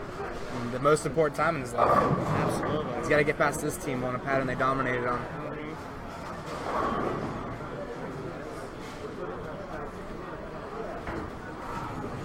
Hey Mark, thanks for the compliment, man. Appreciate it. Mark Rick says we're doing a fine job. Bush Young with a monster shot. It's a great shot, Butch. We've got 22 shares on our video right now. Look at this. Here's the guy that carried the team all year, especially the last 9 weeks. And in this game here, all of a sudden, we can't make a spare, can we? John's pure at it. He's square at the foul line, staying down in the shot, following through. Sometimes you see his hand get a little bunched up there at the end where he comes across his body, or sometimes it's a little short arm. Right now his release is extending, and I mean he can't miss unless it's a spare. Ted DeFrank. Great shot for Teddy DeFrank. Jim Argy said, that's a veteran shot there. See you, bud. That old man can still play, I'll tell you what. Brother. Good. See you later. Hey, bro. Good to see you, man. You guys leaving? Yeah. All right, good to see you. I'll see you, Brandon. See you, bud. Take care. So the 7th frame was a clean one for logo. They got all strikes there. Star frame. This is a key shot for Keith. He's got a strike. Got the 7. This ball just had nothing down lane. He had no pop, nothing when this ball hit the pocket. It's completely out of energy. You know, it's amazing. You look at this game, and you take the 3 spares that Jamie Lawrence missed, give him 35 pins, and he's 147 in the 7th, and they're not looking too bad. Yep. And both teams, if you look at, I mean, we're talking about scratch bowling where every pin counts, and we're looking at 6 or 7 opens in 7 frames. I preach it, and I always will preach it. Yep. But the strikes, you know, you don't. Once you miss a 1 pinner, you need a triple. If you're minus 11, you need 3 in a row to get plus, or 2 doubles. And how could you waste 40 pins of striking? Because look at this, Jamie Murray, amazing. Unbelievable. He hasn't thrown the ball that good all year. You know, the funny story about this ball, I remember selling him that ball. It's a Radical Zeno. And I drilled it for him. He said, "What's this one going to do?" I said, "It's not going to do anything like any of your other balls." I gave him a trick layout. Yep. I don't remember the exact layout, but he came back to me maybe a week and a half later, and he said, "Brandon, I don't like this ball." Yep. And I said, "Why is that?" He said, I can't throw it in league." And I said, "It's not a league ball, it's a trick layout." I said, "This is going to be something you're going to bowl on when you really need early hook and smooth reaction." And he said, "Well, I don't really like it." I said, "Jamie, give it a chance." Well, looks like he gave it a chance at the very end. Get out here. It looks like right now they're going to run away and hide. I don't see. Jim Argy says hello from Trade Center Bowl. Wow, what a beautiful, beautiful area that is. I had a wonderful time there. I coached there before I came here to Morgantown. I coached there 4 times, and Eddie and Jimmy and the locals there in Falmouth were absolutely wonderful, wonderful people. Treated me great. And you go about a couple miles from the bowl, you're on the Atlantic, and you see Martha's Vineyard. And I've got to tell you something. Another pure shot by John Eisner. John Eisner is puring. It looks like this match is over. If he can keep the sticks on the floor, he's going to probably keep his team pretty... They just took about an 80-pin lead. Yeah. And I don't see Brunswick. Ted can make up, 20 here? Yeah. And then obviously Keith... He has to strike out. They're going to need all the strikes they can get, and that's a... Puritan stone. Puritan. Great shot by Ted DeFrank. Solid 7. Boy, those hurt when you need it. How can he get across the puddle and make it? That's a little right, but looks like it's going to come back. Whoa. Bobby Benton's throwing the ball great tonight. That's what he looked like last year before he got hurt. Yeah. He got hurt, did something to his elbow, and was out of sync all year. Tonight he's smooth, getting through the ball clean. Look at this. Another there it miss is again. there. They can't get the ball left enough for the 7 and the 4 pin. Amazing. When the peak of the pattern's at 49 feet, you just... Look at this. Benton gives it right back. Now look at the 3-1 pinners for Jamie Lawrence and Ted DeFrank. That's 33 pins in spares plus the 2-pin spare miss. 46 pins in spare misses. Not good. It's a big strike for Keith. You know, if he wants to try and catch up to Bobby here towards the 10th frame, I mean, he's going to have to... Their whole team probably really needs to strike out. Yeah, I mean, they need all the strikes they can get, both sides. Oh, boy. Looked early again. Yeah, 7 pins do seem invincible right now. You know, going back and watching the footage, every miss is the same. It's always, 4 or 5 boards right. Look at this. He did it again. I don't believe what I'm watching. Cured it. We have a new superstar here in Morgantown. Brian, you're out of luck. You just went to second. I did. Your regional means nothing. Absolutely. You now have to bowl Jamie Murray for a living. That's another misspare. That might have been... I'll pass, Larry. Another misspare. That's 5 misspares this game. They're handing them the game. It's over.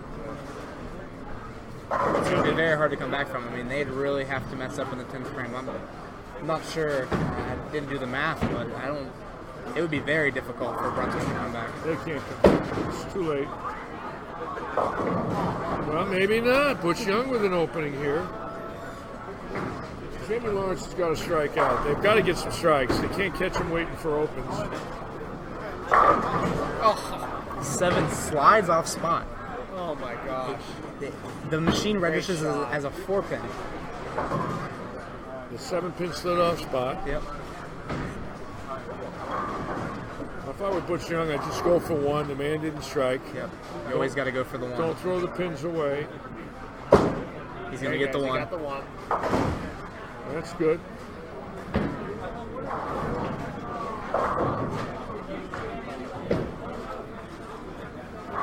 There it is. A little late.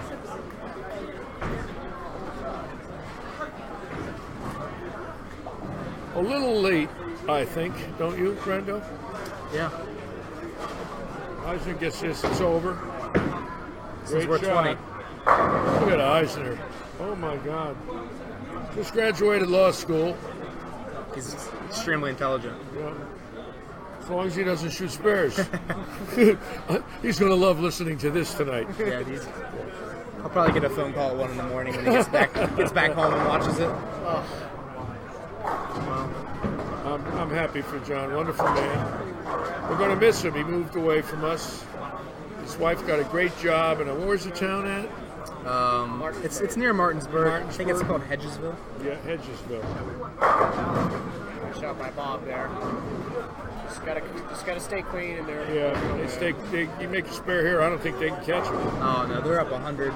Yeah. Well, Keith can get 20 more, so let's see.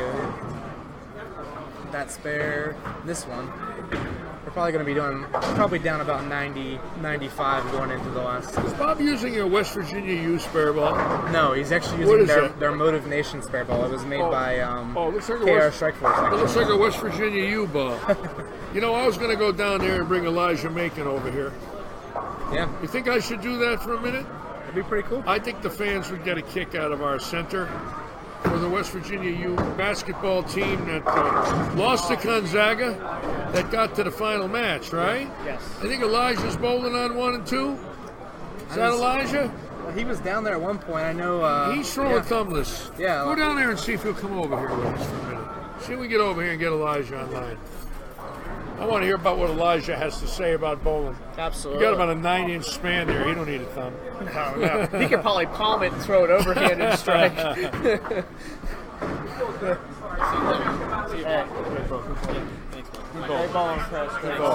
the kind words. You got it, bro. Sean Evans, one of the bowlers in our next match, has joined us, Larry. Sean Evans.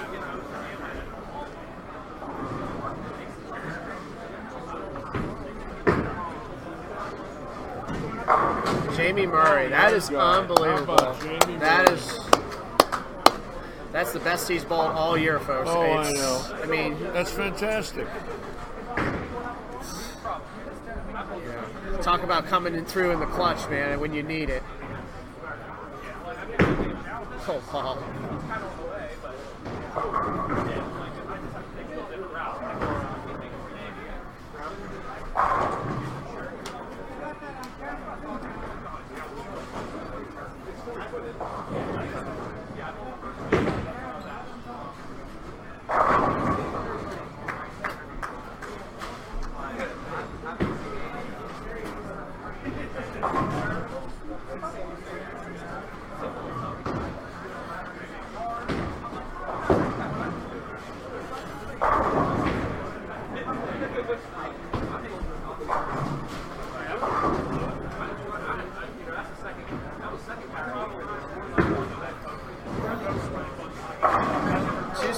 How about that finish, Larry? Brandon. Why are you talking to someone else, Brandon? Here comes Elijah. Is that Elijah? That's Elijah?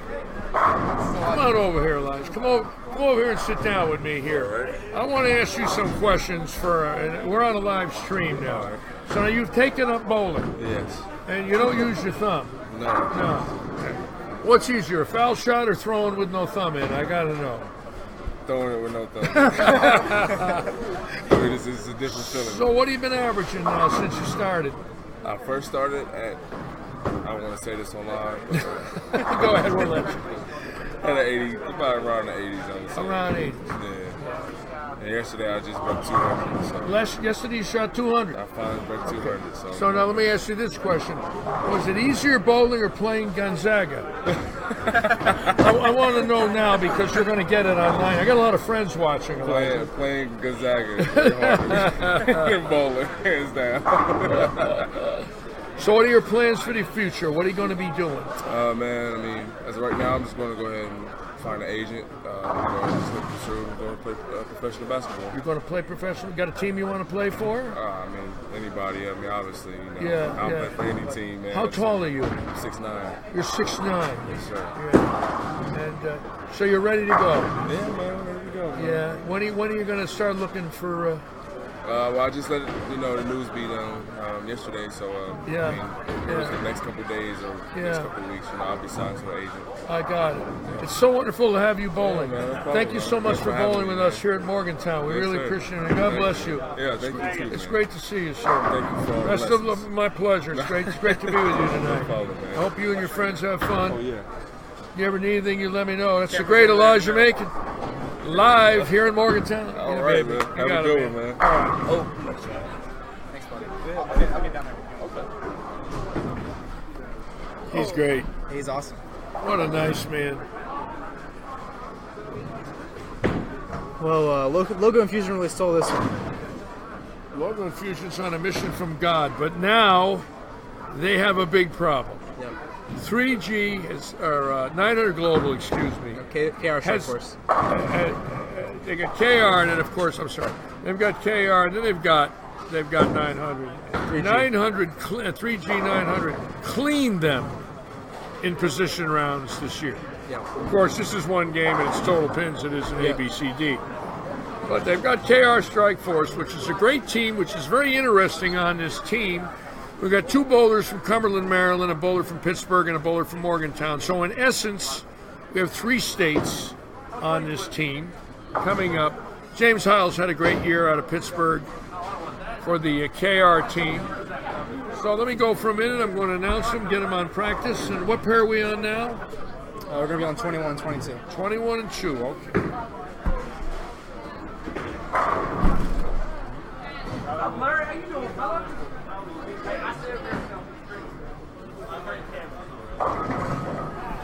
Yeah, Vicky, you're going to have a lot of Cumberland on this next pattern. You're going to have 3 guys from Cumberland. 4 guys. Butch Young, Bobby Benton, Sean Evans, Okay, and it John looks Wolford. like we do have an official winner here. Logo Infusion. Another step up the ladder. Beating the Brunswick team, which really bowled fantastic the last 9 weeks. How about a nice hand for the Brunswick team with Keith Willard? They really bowled great. They led wire to wire in the 4th segment. Struggled the first 3 segments. Caught the last segment. Teddy DeFrank, nice bowling tonight. Jamie Marks, you guys are great. We're honored to have you in our league. John, that was a 49-foot Looks like pattern. Bobby Benton and John Eisner are clicking on all cylinders here. So, and of course, Jamie Murray got out of the ambulance and put the opponents in the ambulance. Absolutely great bowling, Jamie. Very, very nice. And now we've got 10 minutes of practice on 21 and 2. And I believe it's the 30-foot pattern, am I correct? Yes. 40-foot pattern. So this is going to change everything. Now we know You got to go set here. there's a massive lane change, 9 less feet of oil, and the lanes are on. Just hit the check mark and go, guys. You got 10 minutes, As Larry said, we're going to be and we'll bowling. start again. We're bowling on the 40-foot pattern now. This is what the team KR selected. They bowl really well on this pattern. It's a lot of hook on this pattern, but it's not. You can't just throw it and it's going to automatically hook. There's a little bit of We got a oil on problem? the front. They're not going on. Hit the Touchscreen 21. Out of order. Give us a moment, guys. We'll restart your practice for you. So it's going to be a little tricky to balance. This was our lowest scoring pattern of the 4 that we bowled on. It was a little tricky, like we talked about earlier. The volume in the front and then all the hook down lane really kind of made it hard to balance your ball reaction. It was either your ball seemed like it kind of floated through there, or it really hooked. Okay, looks like we'll restart you. We restarted you. Go ahead, guys. To answer John Felt's question, the pattern was a longer pattern with a lower volume. A little interesting Still tidbit had here. to Of course, use- the KR team has bowlers on it from 3 states: West Virginia, Pittsburgh, and Maryland. A lot of Maryland guys down there. They came over here to steal all the money from us home folk.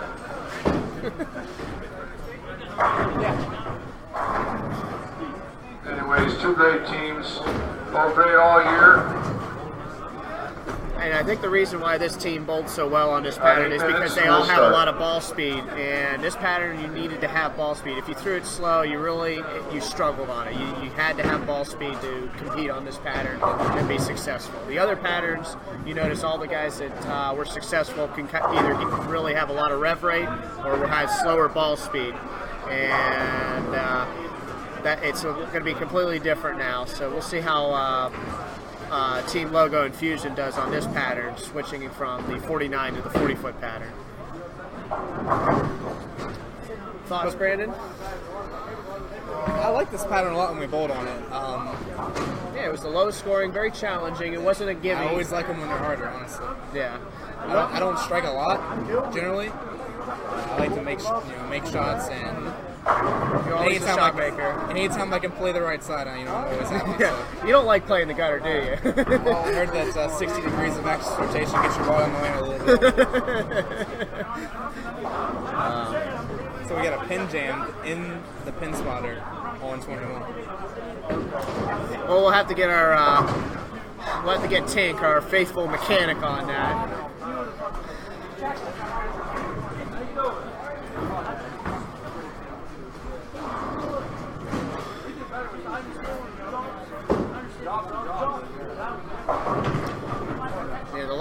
pattern that we bowled on.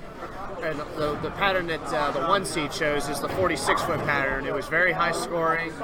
There was some hook to the right, and a lot of hold in the middle, and it just pretty much, it was just a carry fest. You know, the guys really liked that pattern, and they just were able to strike on it. You would think it wouldn't be that much different from the 49, but it just seemed like the ball would hook in the puddle, and you could just strike at will. The pattern that we didn't choose, that nobody chose, was the 43, which is a little shocking to me. What do you think? Yeah, the 43 is what we consider our normal house shots, that we use in all of our other league nights. Yeah. So it was the most common, the most bowled on, because anybody who bowled another league here got to see that pattern every other night of the week. Yeah. I like that pattern. I think it's very scoreable. The 46 pattern, I think, is the easiest. It's the pattern we're going to get to see, in the title match. A lot of guys averaged. It was our highest scoring pattern by far. We had some league stats. I think the league as a whole averaged over 215 on that pattern. Yes, yeah.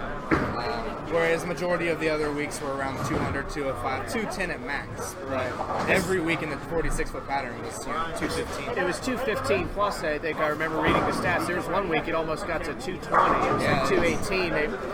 I think that was the night that I had the 825, and I had to snap you off. I'm sorry, Brandon. You made fun of me earlier. I had to say something. I had the 811 on this pattern, and then you went to the easy pattern to get your 800. Oh, here we go. You had to go two-handed and wait for the easy pattern so you could beat me. Just remember, folks, if you ain't cheating, you ain't trying, okay? Just remember that. Wow, what great advice for everybody watching. Absolutely. I'm kidding, folks. I'm kidding. We don't condone cheating here. Oh, okay. But we do, I guess we allow the two-handers. Yeah. One point you'll eventually ban all of us, Yeah. It's actually a really funny thing about this matchup here is Bob only bowled 1 week on this pattern. Yeah, because he was talking injured. to me about what this pattern does. He's like, I think this is the pattern he missed whenever he was injured. Yeah, he didn't get. That was like December time whenever we were starting that segment. Yeah, it was right at the end of the first segment. He was already he was already kind of hurt, and then he bowled 1 or 2 weeks, like you said, and then he didn't bowl the rest of it. And he missed actually the next pattern, the 46-foot. He missed about half of it. So I mean, I know he's got a little bit of experience on it, but definitely. So on this 40-foot pattern, John, it seems shinier stuff's a little more successful. I shot 800 with a mission unknown with the box finish pin up. A lot of the guys who were scoring were throwing shiny. If you play it correctly, you can start right and move your way in, just like any pattern. You kind of start moving the shim line a little to the left. Once it's there around board 15 or so, you pretty much have the wall. Because we do bowl and modified house shots, they don't start out walled. We have to kind of work them in just a little bit. I think another thing for people that don't know this center very well, it's a very tricky center, as I mentioned earlier. The topography is just very tricky from pair to pair. A high-lineage center, so there's a lot of friction. So, you're thinking, well, why are these patterns hooking so much? Even the 49 had a little shape to it. It's just, this center has a lot of hook. The pairs are very tricky from pair to pair. And it's just a tricky house, so that, people were wondering, well, why are you bowling on house shots? Well, here, house shots don't play like house shots. They're a little bit tougher. They play more almost like sport patterns versus somewhere else where you put a house shot out and they average 250 without even thinking about it. Yeah, it's definitely. So it's kind of like this is like the U.S. Open of golf courses almost. You know what I mean? There's that type of feel to it. It's definitely harder. They're 20-year-old synthetics. Yeah. A lot of open place. A very, very, very busy house on the weekends. In college town, they get a lot of play with that. We have leagues. The leagues usually fill every night, and there's usually people bowling on afterwards, and it just gets a lot of play. It causes the heads to burn up a lot quicker, and you're going to see early hook and not a lot of down lane motion because of the ball losing energy. So a lot of black 10s, a lot of black 10s, 7-10 splits. Yeah, and the pins definitely don't bounce around. They just the kickboards and the sideboards and the back the pins just don't bounce around very well. You don't make very many 7-10s. You don't make things bounce out of here. Is that ball you don't like? Don't take worry. everything I said back about him. I told him all about it on the live stream. I said a week after I drilled the ball for Jimmy, he came to me and he told me he didn't like it and he wanted it re-drilled, but I made him stick with it. It helped him out though. 278, right? Thank you, sir. Great job. Wow, you're locked in, man. Not now. We're switched batteries. Say hi to the folks, Jamie. Okay, switch me seats, bud. Switch me seats real quick. Oh, yeah. Be careful with your feet. Am I in there? No, the camera's over there. So that's This one's on us.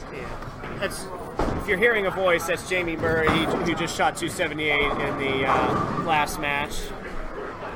He's bowling really well. We'll see if he can keep it up.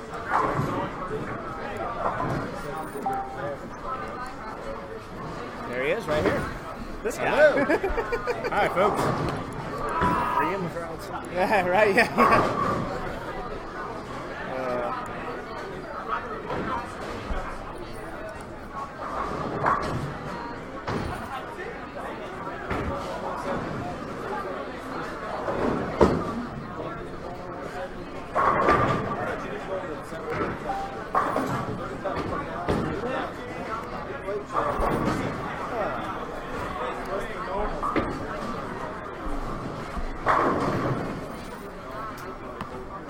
If anybody wants to know what bowling balls people are throwing, let me know, and I can go down there and find out what everybody's throwing in their layouts. Looks like that might have been his Jackal Ghost or his Covert Revolt. It's a darker we got ball. about a minute. There's a couple tyrants down there. The ball turns up pretty nice here. Yeah. Before It's we very, start. it's very end over end, and it kind of controls it. You can throw it hard, and it doesn't.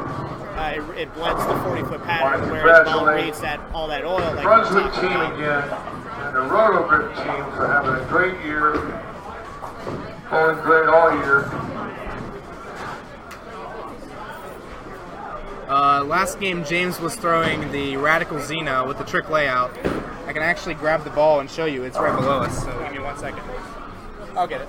Okay.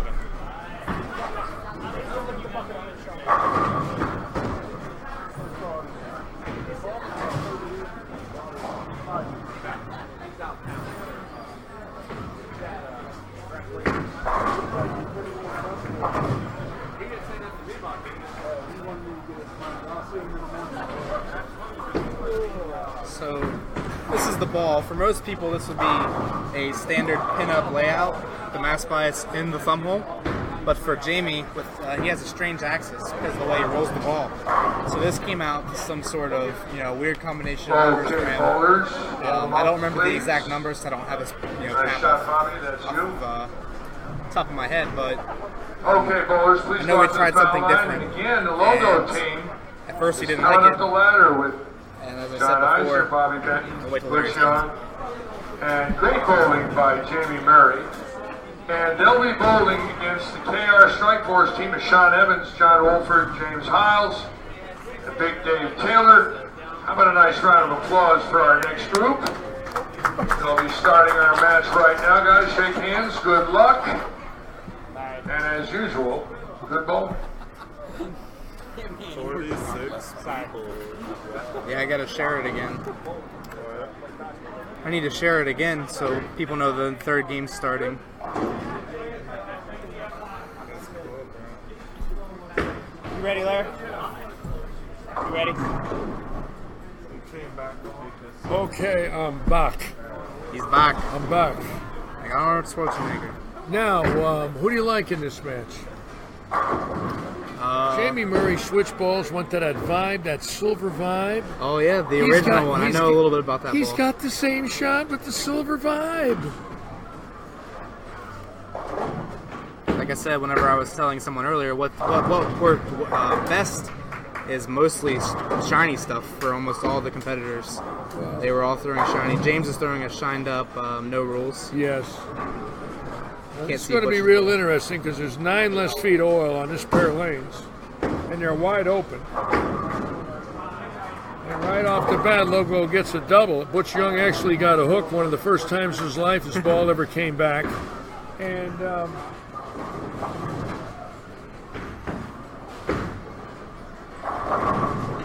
the messengers are starting because we have 20 feet of back end. And here we go. This could be a very high-scoring match. This was one of our 9-week patterns. Eisner with the Brooklyn strike. And Eisner with the Brooklyn. He pointed. He He says he pointed 5. Can you imagine that? A lawyer stealing a strike. Well, isn't that interesting? And Big Dave Taylor, the rocket thrower. Dave Taylor is one of the best pointers I've ever seen on a house shot in my life. He has never had a ball go left of his lay down. Him and Ernie Schlegel line up the same way. Bobby is feeling himself right now, that's for sure. I still like KR in this match because they all have good ball speed. And this pattern is all about having good ball speed. They had two 300s in their segment when they won on this pattern. James cured that one. Camp a little light though. Yeah.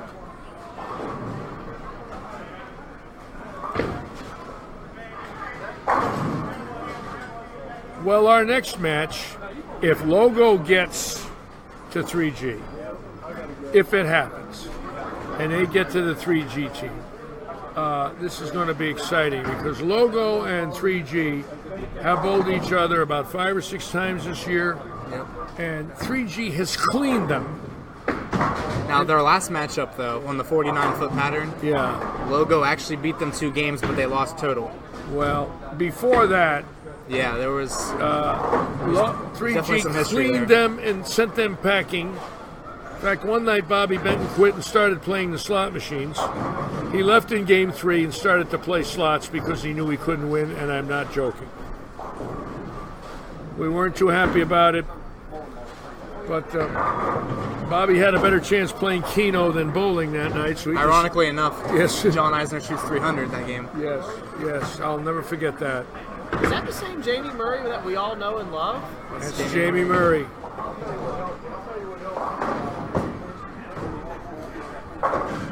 First opening, John Wolford, another spare. I've preached it all night.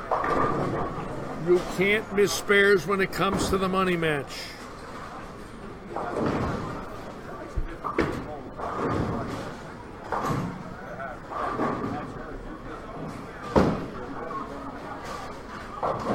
Oh, that's a rough shot, Mouse. Give it right back. Give it right back. Sean Evans had 300 this year. Didn't he have a 300? 300 on this pattern and a 300 on Dave Taylor on this pattern as well. Chris Freeland, who just got done bowling a little bit ago, joined us. Yeah, Chris. Oh, he did? Chris came and sat with you? No, he's on he's watching the live stream. I didn't know that. Skylar Sellers, I grew up with Skylar. He's a pretty good bowler himself out of Parkersburg. He lived up here for a little while, bowled leagues, moved back. I'm not sure where he is now. I haven't talked to him in a couple of years. Hang but on. Oh, he whiffed. That's another missed spare. With the 310. For the KR Strikeforce time.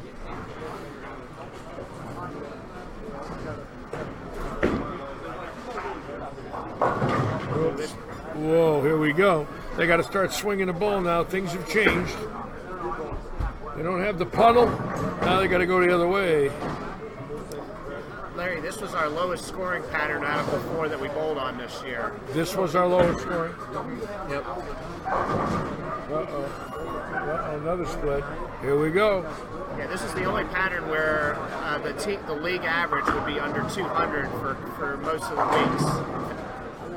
Most of the other patterns were around 205 to 210. I'll tell you a Mark Ross story, and I don't remember the exact year, but it was the late 80s at the Showboat. We had 72 lanes of wood. The house was an extremely high lineage house. Every pair was burned up. They always had, heads burned up there because they had 24 hours of bowling back then. Mark Roth was the tournament leader by 7 or 8 pins. He bowled 56 games and never missed a 1 or 2 pin spare. And he said that to me when Chris Schenkel and Nelson were announcing him for Saturday's telecast. I congratulated him, and his words were, "Litchie, I never missed a 1 or 2 pinner," and he led by 7 pins. So he misses 1 pinner, he qualifies second. And he attributed his bowling to his spare shooting. Most of us to this day believe that probably before Walter Ray, Mark Roth might have been the greatest spare shooter that ever lived. And Many tournaments that I saw him bowl, he'd throw a clean 6-game block. I mean, and make a lot of tough spares, make some washouts, make some baby splits. To me, that's the whole game today. Yeah. Because it's easy to strike. These balls are, they're cannons. But see, look at these guys. That could be a 6-2 in a heartbeat right there. So these guys got some problems this game here. I'm not a huge fan of shooting the bucket on a daily basis. So. Oh yeah. On this pattern where it hooks a lot, it could easily go by it. The other pattern you had to worry about it hooking or not hooking enough. This one you got to worry about it hooking too much.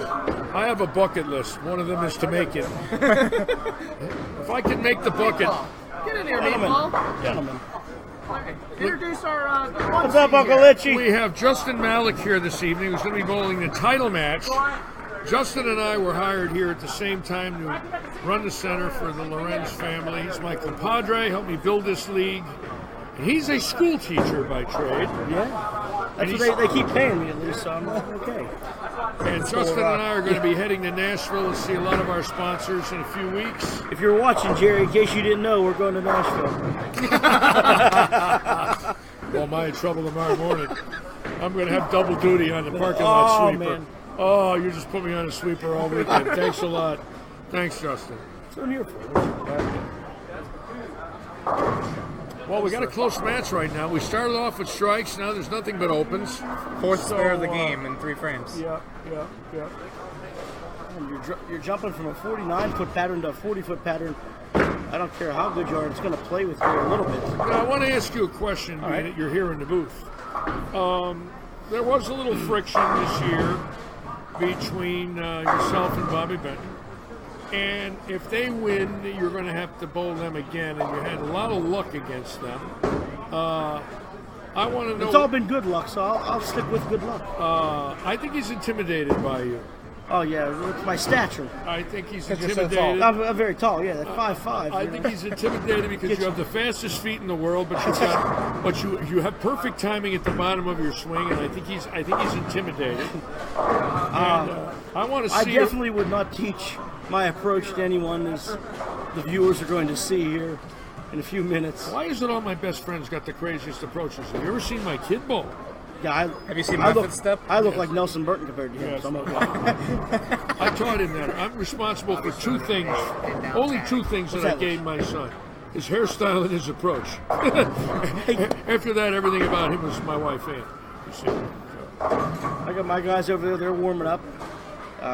Couldn't be more proud of a group of guys I've bowled with this year. Yeah. They have really risen to the occasion. They bought new equipment. Larry Bissett hadn't bought a new ball in about 8 years. He had a couple old ones re-drilled from somebody, and he's been out here practicing, bought 3 or 4 new bowling balls, and he's went up 10 pins in average. Yeah. Les Sinclair, same way, came in, cumulative average of the mid to high 190s, and just come in and started rocking them. Can't be more proud. Les Sinclair practiced 36 consecutive Saturdays during this season, bought 10 balls, practiced 35 to 50 games a week on weekends, increased his average with a will to win the Scratch League, and did. And by far, him and Matt McMillan practiced here more than any 10 bowlers because they wanted to get good. It's like the old days. When I was a kid, we practiced every day. Of course, nowadays it's a different mentality. But I'm a firm believer in a practice ethic. When guys practice, my hat's off to them. I feel you can become a much better bowler, but you've got to pay your dues. You just can't keep buying magic balls. It doesn't work that way. The balls are great, but you still got to know how to throw them. First spare for John Wolford. John Wolford. I'm being paged. I'll be back. Go right ahead.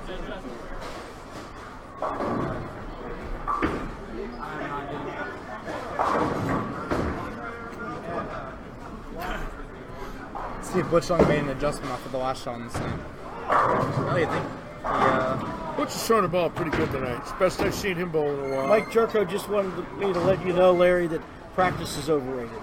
Practice is overrated. Yes. Mike said practice is overrated. His 6 games a week averaging 218. Yeah. Well, Mike Jerko, who's been running our service counter here for 14 years in the evenings, You might remember the name Jerko. There's a second baseman for the St. Louis Cardinals who hit 34 home runs last year, and that's his cousin, who lives here in Morgantown. The Jerko family's got some great athletes in it. What do you think about that? Well, I needed to fill in for my state team this year, and Mike, everyone said he would say no. Even Justin. Justin knows him better than anybody. Said he would say no, and I asked Mike to bowl, and he bowled. Yeah. This is the first Saturday he's bowled, probably in 14 years. Yeah. Pretty much, yeah. And he actually had the high series on the team. He shot 680 with a 290 game the last game at Fairmont, which is not exactly the easiest place to bowl. Yeah, Mike's fantastic. Great employee. We love him here. Just a fine, fine man. Wonderful man. Well, got a lot of people watching up there in the skybox at Kegler's. It's filled. There's Mike back there with a Cardinal hat on. Check him out back there. He's watching. He's watching. Yeah, he's checking the Cardinal scores out. The Cardinals winning. Well, they haven't started yet. Well, that means they're winning. I don't like the Cardinals. They beat the Yankees in the '64 World Series. I went to that series when I was a little boy. They beat the Yankees. I've hated them ever since. But you got to root for the hometown guy, right? And don't even get me talking about the Red Sox, because I got a lot of friends from New England listening now. You know, I coming from New England, obviously you're either a Yankee fan or a Red Sox fan. And of course, we drove the Red Sox fans nuts till 2004. And then they became a great team again, like they were, 100 years earlier. And it was nice to see New England win. And I'm a Giant fan. And the Patriots have become probably the best team since the Green Bay Packers. I know a couple Patriots fans. Do you really? Are you a Yeah, Patriots fan? I'm a Patriots fan. Are Turns you out. really? Yep. No wonder why I don't like you. No wonder why I don't like you. That's what it is. Tomorrow you're going to be doing all the plug work. How do you like it? To be fair, your team was like the only team that could beat him in the That was Super great. Bowl. That was not supposed to happen. Even with blindside Eli Manning throwing the ball up in the air. How about the Tyree catch? He catches it on his helmet, falls on his back, and it doesn't hit the ground. I mean, what were the odds of that? It was crazy. Then the Mario Manningham catch was the same thing. 2 free catches. The Giants had 2 Super Bowls from those catches. That was a very strange leave right there. Yeah. It's not good when you only get half. Yes, it's called half a loaf, ladies and gentlemen. No, there's still one more match. Jamie in the Murray. How many is that? Striking it well. It doesn't matter what pattern. Jamie Murray is carrying the team as the D bowler who no one wanted and no one picked. He becomes a sub in the league, then they want him, and now he's carrying the team. Amazing story. Unbelievable. And how about why don't you talk about the amazing run logo to get into the roll-off? It was amazing how they was 160 pins. There were 160 pins out of the wild card with 4 weeks to go, and started shooting 2,600 every week for 12 games and winning 50 points, 60 points a night. Yep. And they got in. Eisner got on fire. I think it started with the week he had 588 the first 2. Yeah. 22 in a row. That probably get your team going just a little bit. Yeah, the first 22 in a row out of the chute. Of course, I was in shock when I heard it. I figured 22 missed 7 pins, but not 22 strikes. Yeah. But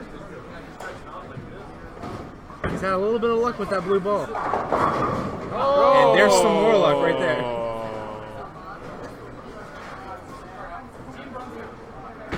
Team Brunswick, he yells when he carried a beaker.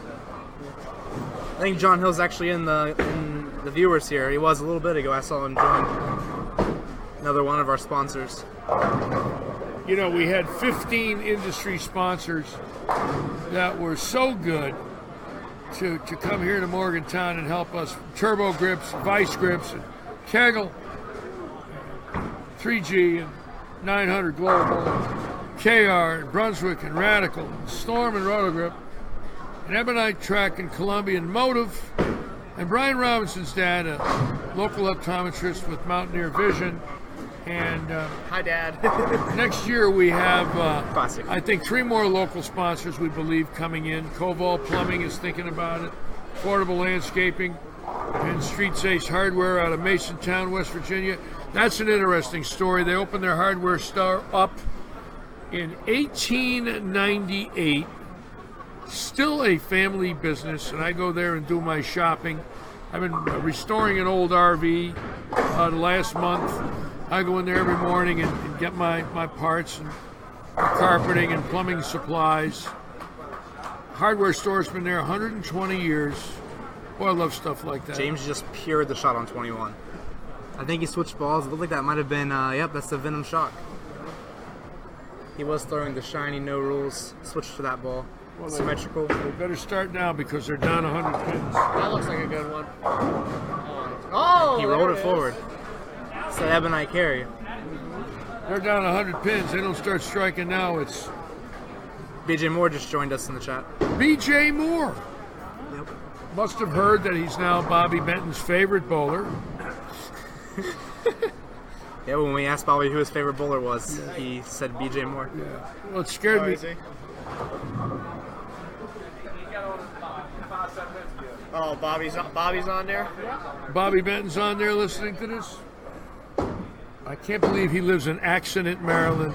Almost where I died, right there at Hancock. What a great shot. Accident City. Exit 3, I-70. 45-degree turn, I take it, and there's an 18-wheeler on its side staring me in the face at 60 miles an hour. And somehow I lived so I could talk all night long. What a wonderful thing. I know. This is going to be a tough spare on this pattern. Yeah, he's got the 3, 6, 9, 10. This is, I'd rather shoot a 7-10 split and have a better chance of making it. Yeah, right.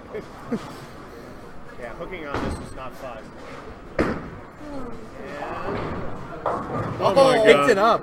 Oh my God. He picked it up. Wow. Not exactly the most orthodox way to grab it, but he got it. A little unconventional. I'll tell you right now, Logo is on a roll. Everything's going right. The 2-pin forward, making the 6-count spare the unconventional way. And I think they're Dave Taylor and James Hiles are just going backwards here. It's going to be fun watching the title match on these two pairs now. It's going to be very interesting. Are we bowling on one pair? Yeah, it's just 17 and 18. 17 and 18, and the title match 46-foot pattern. on the 46-foot pattern. Yep. And the way it works is if Logo wins this match, they have to beat 3G twice.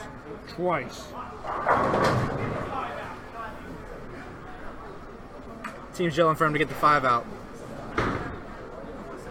That's because he learned how to bowl in the 70s. We actually used to yell that once. Yeah.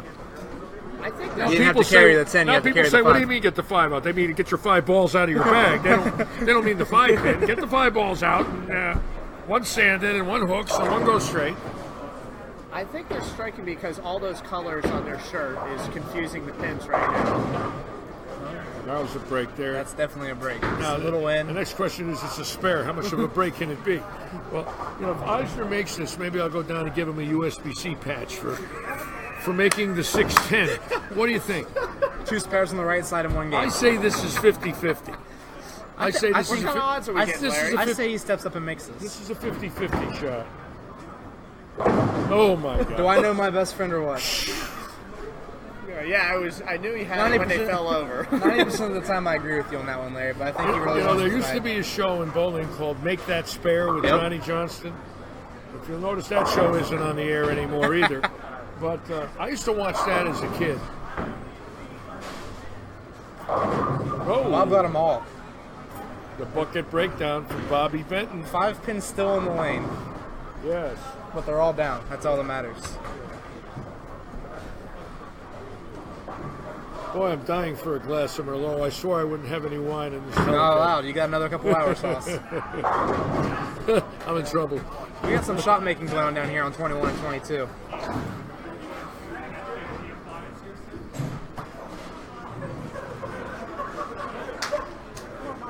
Both teams having a good time.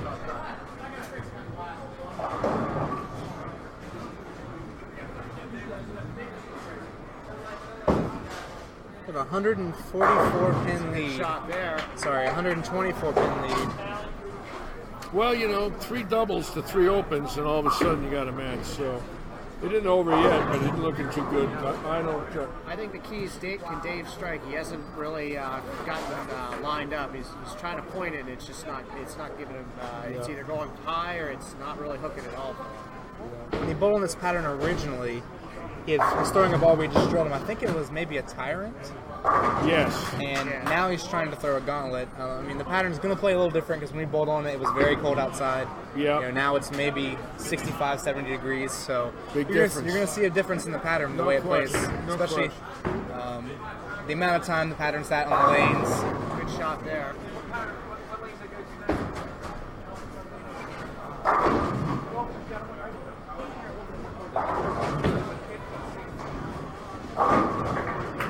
Well, it does look good. You know that? Yep. He lowered his push away. See, it's in the center of his body. See how low his push away is? I know he did tell me, and I can't remember if it was this pattern or the other one. He actually changes his approach. One pattern he's going a 5-step approach. Yeah. Another pattern he's scooting up and going a 4-step. I didn't know that. Yeah, he changed his approach a little bit. You know, that's something that John Pollard wouldn't have done a couple of years ago. He's really came a long way. I'll say he's so proud of that. Tripped it. Did he get another 2-pin? He tripped another 2-pin. He's on a 280 pace with a couple trips. That's a pin down tag he's throwing there. It's, I think John's confidence changed when John Hill signed him with Brunswick. Yeah. I think that's the first time in his life that he really believed that he's been recognized. He's worked extremely hard. He's an extremely intelligent man. Yeah. 4.0 all through college. Yeah. I mean, you're talking a boy here that is a genius and is learning how to bowl. Yeah. And he's becoming a good bowler. I mean, I bust him about his spares, but that's all right. He can live with it. He has his own things he busts you about. Yes, he does. He busts me. That's a good shot by James there. No love on the 10 pin.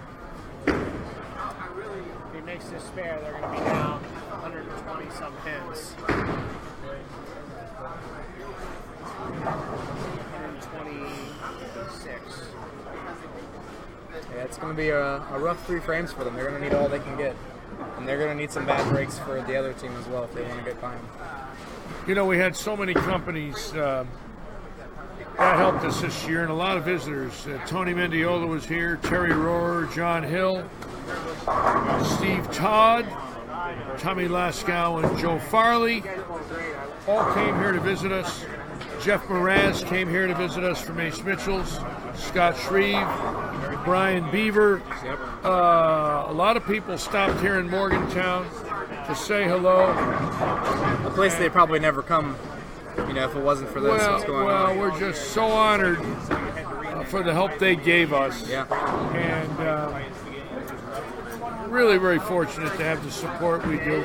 A lot of these people I've known from the days when I was player service director. They were my friends when I worked on tour. We stayed friends. And I'm really honored to know a lot of those people. Tony Mendiola, Mike Stout, Laurie Mraz, John Jameson, wonderful, wonderful, wonderful people. Brett Spangler. Just very fortunate that Brian Graham, I mean, the list goes on and on. I was talking today to Hank Boomershine. What a wonderful young man. Knew him when he was out of Akron. And the list goes on and on. Yeah. Seeing Corey Hoffman last year with Brian at the World Series of Bowling, a lot of the reps. Cecil Scarborough and John Jameson. Cecil Scarborough worked for me. We worked on the Generations Bowling Tour together. The list goes on and on. I find it amazing, in my case, to still have this passion. I love it. But without the industry support, especially today, with some of the issues in the industry, we would not have this league. And I'm grateful to them. Grateful to all our sponsors. Yep. Always. Mountaineer Vision, Brian's dad. A lot of nice people put up a lot of money for this league. Yep. Very fortunate to have them. So let's see what's going on here on the scores. So we got a pretty good frame from KR Strikeforce. James had the split, but other than that, they've got working on a possible 4-bagger for John Wolford. Window there. Sean threw that one a little It's not over yet. If KR can just keep striking, they might be able to come back in this match. But they need still a little bit of help. They need a lot of help. They need Benton to miss. They need Benton's string to end. Oh, look at that shot. Big shot by Eisner. Amazing. Can't make a one-pinner, picks that up. Unbelievable. I'm never going to let him live it down. You know that. Oh, no. The poor devil. Maybe he had his both eyes closed that time, Larry. I think the Pens just scored. If you guys could hear that noise. What was that about? The Penguins just scored their goal. The Penguins. Oh, that's right. Game 7. Our sports bars here usually have 200 people in them during every playoff game. Oh, and this is a big Pittsburgh area for the Penguins and the Pirates. You know, we're 60 miles south of Pittsburgh. They got a 130-pin lead going into the. Bobby just opened here. He just left a light 4-7-10. Well, if Eisner doesn't make that split, it gets real interesting. I'm going to go check the score. Hold on. Good.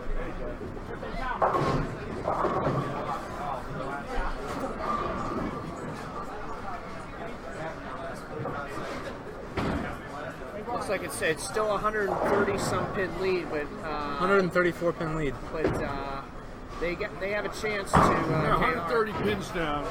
They're 130 pins Big down. Strike by Jamie. With they 2 frames to go. 130 pins down. This is a key ball here. This makes it 120. Let's push them down 120 if they strike. They need a lot of strikes. They need doubles to misses right now.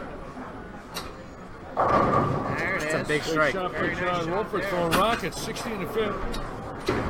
60 in the 5th, and all of a sudden catches a 4-bagger.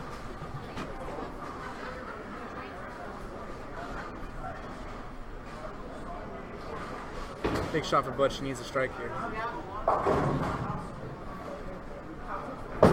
They don't want to lose advantage going into the 10th frame. He got the 5 out. Wow, he caught a Wally. Yeah, he caught a Wally. Sean needs to strike here. I mean, they all need strikes. That's got to hook a little. We get it. OB. That lane got a little hang spot in it. Eisner did the same thing there. You overswing it, forget it. It wobbles a little. Once it wobbles a little, you're done in this house. Yeah. Once that ball just starts to get a little shimmy in it, there's the dreaded 210. Needs to make it. Yeah, I'm not sure. Well, I'm going to go out on a limb and say that Logo is now going to bowl 3G for the 6th or 7th time of the year. There's not good vibes between each team. They don't like one another. And I can assure you, this is going to be a very competitive 2-game match. This will be the highlight of the evening.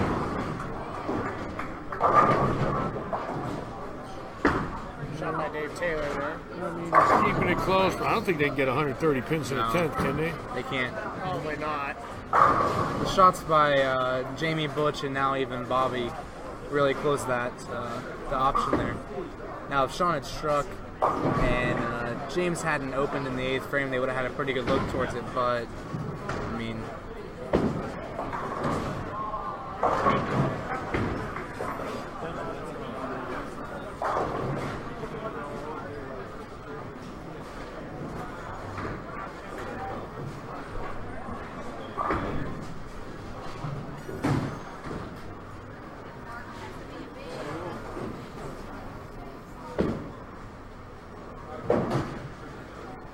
Again, Larry, just more missed spares. Yeah, well, I think he knows it's over. He just wants to absorb the agony of defeat.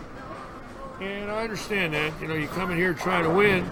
It's a prestigious title locally. It's a lot of money.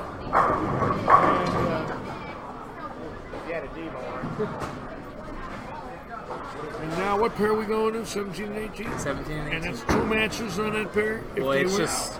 If Logo wins, they bowl a second match. If Logo loses, then it's over. They just carried the 1-2-4 was standing, and they backdoored all. Oh, he dominoed it? Yep. As I was saying, 3G only has to win once. I figured it out. I know why he's bowling so good tonight. You know, he's in an ambulance all day. He must have saved 7 lives today. 4 people had heart attacks. He kept them alive, and the next thing you know, the pins are falling forward. He did something good. It's divine intervention. It has to be. He's carried his team. What did he shoot the first 2 games? About 470? 480? He had 180 the first game, 183 the first game, 278. And he can get to 210. He's carrying the team. He's shooting 235 this game. He's got 211 right now, plus the next 2 spins. So 213 max score. Yeah. Well, good things happen to good people. Yep. All right, I'll be back. Yep. I got you.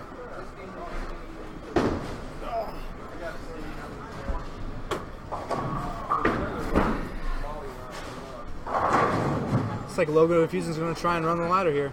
Yeah. From the Absolutely. the 5th seed to the championship match. And there is a history between these 2 teams. These 2 teams don't like each other. You know, it's always a tough battle. And right now, 3G's owned them throughout every match that I've ever seen them. I mean, they can't seem to beat them. It seems like the big problem is, and this could actually work in their advantage, is Logo's able to beat them game by game. But it always seems like total pins is what they lose. Yeah. So since this is a match, it's not about total wins in the end. So if they can get two wins up. Yeah, absolutely. You know, I think for sure it could possibly go that way. The only thing is they have to beat them twice. That's the only disadvantage. If it was 1 game, I think you'd have to give them the advantage. But 2 games, it's going to be a little bit trickier. But I agree, the momentum and the total pins factor, they always seem to lose total pins for sure. Yep. This should be quite a match. These teams have squared up against each other all year. And there's a lot of competitive spirit going to be going into these last game or 2. Again, we want to congratulate Dave Taylor's finishing very our strong. Strikeforce team. They bowled great all year with James Hiles, Dave Taylor, Sean Evans, and John Wolford. You guys both fantastic. Took a lot of ride over the mountains in the winter from Cumberland and Pittsburgh to come visit us, and we appreciate it very, very much. So let's talk about this match pattern. is over. 46 Practice feet, will start pretty highest scoring on pattern. the I mean, it 17, pretty much 18. averaged 215 in the league. There'll be 10 minutes Talk of about the pattern a practice. little, Brandon. What do we got here? And we're bowling Personally, for a lead. it took me a while. It was an easier pattern, but it took me a while to get a hang of it. I started averaging a lot higher the last few weeks, with a couple high 700 series, and the final week I actually shot 300. Right. The 3rd game. But I think it's all about, I mean, depending on your style, you can play any part of the lane. Right. The guys with lower rev rates still have friction to the right, so they can get the ball to really bend off the corner. And the guys with the higher rev rates, you're going to see them in playing the shim. And as long as, with this being only a 2-game match, they're not going to see a lot of transition, because it always seemed like the last game was the worst game on this pattern. Match and it's is you're never going to get this. Yeah, unlike the last pattern where you saw a lot of guys missing the pocket, I don't foresee a lot of guys missing the pocket here. It's just going to come down to pin. It's a matter of who's going to get the corners out. I think is going to win this match. It's not going to be. I would be surprised if one of the teams struggle with the pocket on this pattern. If they do, it would be a big surprise. All year, the Logo team was 140 points or so out with a month to go. Here they are bowling for the title, so it's going to be exciting. I'd like to thank all of you for hanging around and watching. And as soon as they're done over there, we'll start 10 minutes of practice on 17 and 18. We're bowling on the 36-foot pattern on 17 and 18. So Logo's bowling on its 3rd different pattern of the evening. Started on a 49, now 40, now 46. This is the 2nd year in a row Bobby has made the title match. You know, last year they bowled our team. We managed to sneak past them by a few pins last year. But Bobby didn't bowl last year either. He was hurt, and he's dealing with injury this year. And it's great to see him back and bowling well again. Yeah, he's definitely bowling well.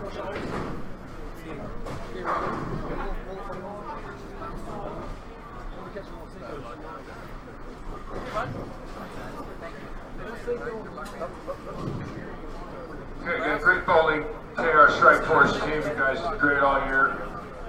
Congratulations on your fine performance. Now have 10 minutes of practice on 17 and 18, the league championship game. For 3G and Logo. Remember, 3G wins, it's over. And if 3G loses, there'll be a second game for the league title.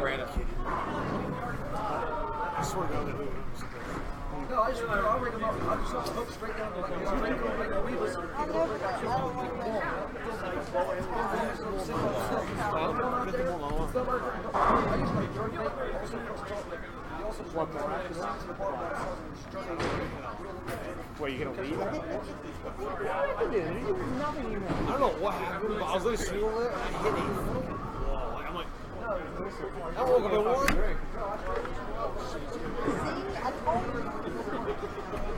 Got it? It's very difficult. I'm gonna stick around and have a few drinks. I am not coordinated enough. I've at least watched the Penguins. We still on, Brandon? Yeah.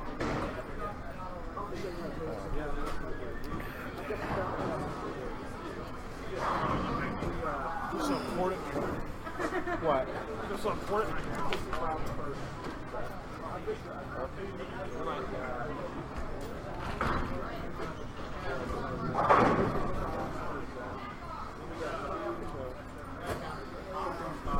Well, here we are. Title match. Are you two going to do the commentating? Maybe. Been doing it the whole time. Where you been? I saw you.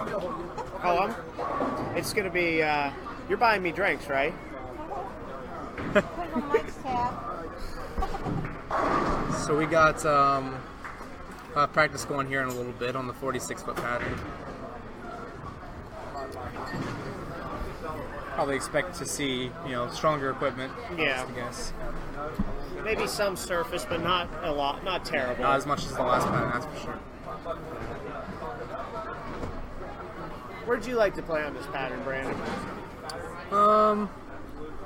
I usually stood around 25, 26. Played out anywhere from 13 at the arrows to maybe 9 at the arrows. Just depending how they were playing. Sometimes, some weeks they were tighter, some weeks they weren't. Yeah.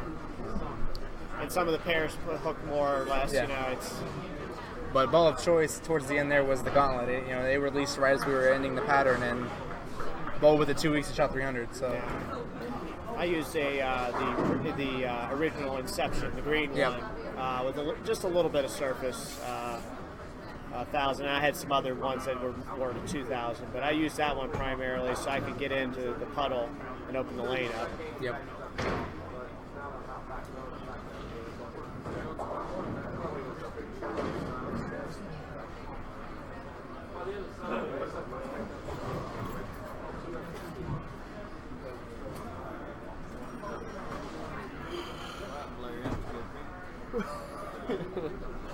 Maybe.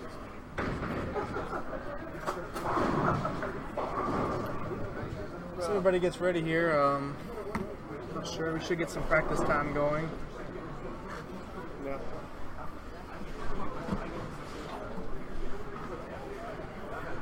So what do you think about that pattern, Bob?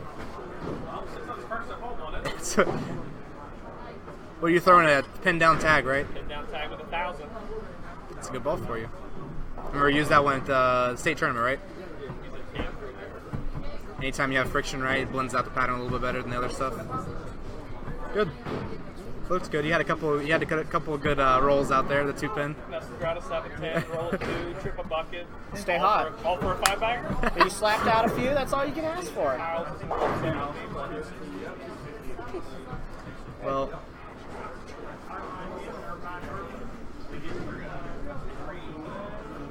Because you're going to have to bowl a lot of games here. Like, well, you go, this would be game 4. What are you going to be using on this pattern? Shock. Okay. The Rico one? The Rico one? Okay. Echo? I said Echo? 40 grit, yeah. 40 grit? Huh? Ron Burgundy. Okay. There's plenty of friction right, so you could probably throw it on if you wanted to. I don't know. Hey, Mike.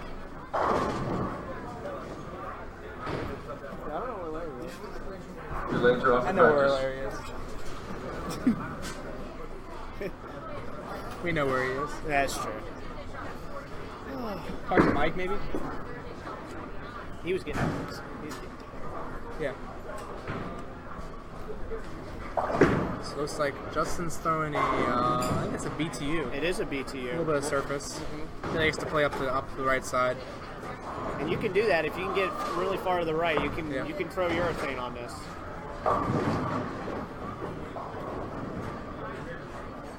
Bobby's ball saw a little more labor there than it did the last pattern. Absolutely. Hi, Heather.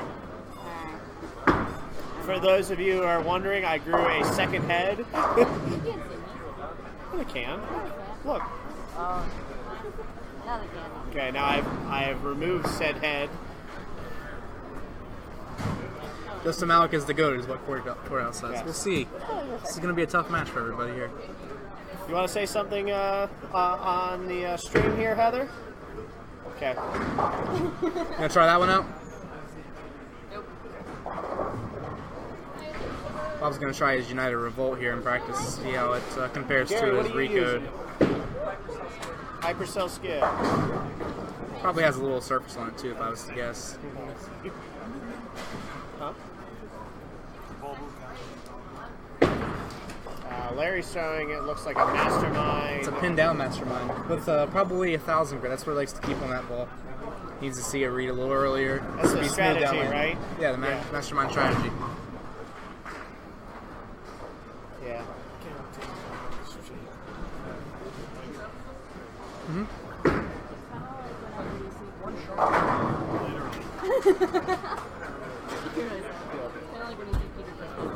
Yeah.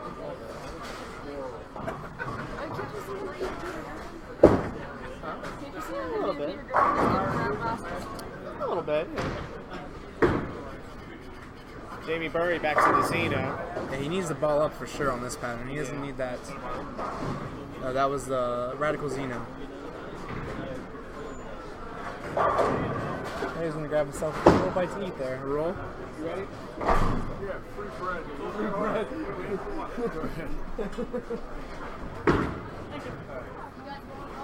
No announcements this time? Okay, you know what? I don't think we probably told our viewers how this league was formed. We have 4 divisions. It's match play. And the D bowler is under... Hey, James, thank you so much, baby. Thank you so much. Congratulations. Nice point. Thank you for coming down already, man. 36 weeks of practice. Thank you for coming down. I appreciate it very much. We hope to see you next year. Please come back. Somebody's fault.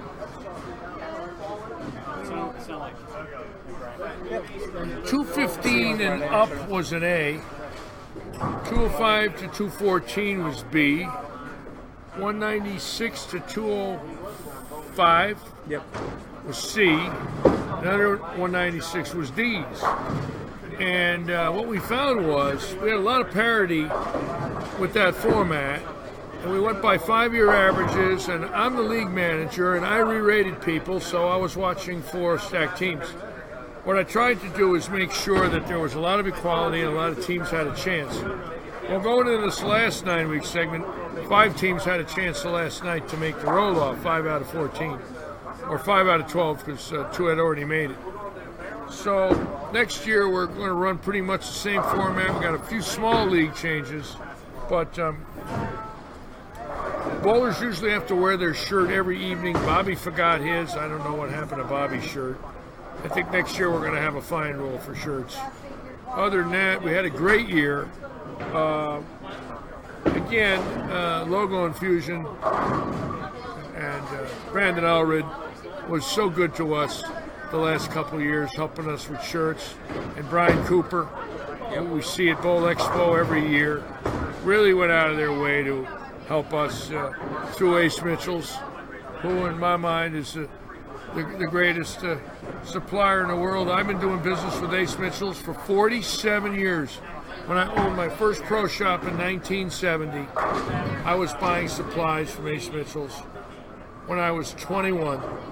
So I owe Jeff Mraz a lot, Dave Grau a lot, great people. And I knew Ace. I saw Ace when they were on 220 South Main Street in Akron. It was amazing to go in there and see the bowlers back then. There was 40, 50 bowlers in there at a time getting equipment. Yeah. You know, in the old days of bowling, Akron was such a great hub. Of course, the great coach Fred Borden came from Akron, still owns the bowling center there. The Firestone was there every year for 24 years. I love Akron. Only about 170 miles from here. Yeah. Amanda Green has a favorite in this match here. She wants Team Logo Infusion to win. Amanda Green likes Team Logo Infusion? Yep. And why is that? She's on their staff. Amanda Green, who's now coming to West Virginia U, Yep. and Hi, she's going to Amanda. bowl in our league next year, Amanda Green? She's considering it. She's considering it? Yep. Is she going to bowl as an A so she can bowl against Brian Robinson and give him a kicker in the can? She'll be Amanda, don't bowl in the league because I know you'll kick my ass. You're not supposed to say that online, bro. That's all right. Go ahead. She's a pretty good player, so she can definitely give anybody a run for their money here. We would be honored if Amanda bowled. I've never seen her bowl, but I've heard she's great. I would love to have Amanda come aboard. She says probably bowling. That'd be great. Isn't that nice? Probably bowling. Amanda had a pretty good run at the Queens. She won her first match, her first two matches. Won a Teresa, match. are you bowling in the league next year? You are? Teresa Tennant's going to bowl in the league next year. We had two women in the league this past year, Amy Koval and Teresa Tennant. And next year, Amanda Green is bowling in our league, and she is a PWBA, a PWBA champion. She's bowling as an A. So get ready, Mike, because you're going to lose to a woman next year. Hey, look, That's Big Mike Lance that I was just getting. look at Ashton's comment. What? Here. Ashton wants to be her B bowler. Ashton wants to be her B? I'll make you a deal you can't refuse, Ashton. I need 2 business chairs at a reduced rate, and I'll allow you to be a B at Office Depot. I'll be over in the morning. We have an Office Depot in our parking lot, so Probably. I see Ashton all the time, don't I? Yep. Me too. I walk over Turns there. out. I walk over there looking for the janitorial jobs after I'm done sweeping the parking lot in the morning on our sweeper. I only sleep about 10 yards away from him, so Yes. I see him Yes. usually on a daily basis. Yes. Hey, Amanda, I know it took me a little bit longer than that regional I had to bowl you in match play, but I finally got the title, all right? She told me, just like, just go win that title already. I'm like... It would be thrilling if Amanda bowled because that's what we want. Yep. You know, we want The great best. bowlers in our league. You know, we're a little off the beaten path, but if they could find their way to Morgantown, the welcome mat is out. All right, I'm going to get ready to start this next game. I'll be right back. Thanks, 10 yards, Amanda. 10 yards might be a stretch. You might be right, Ashton. Ashton, you're not a B bowler, okay? You're going to be an A, okay?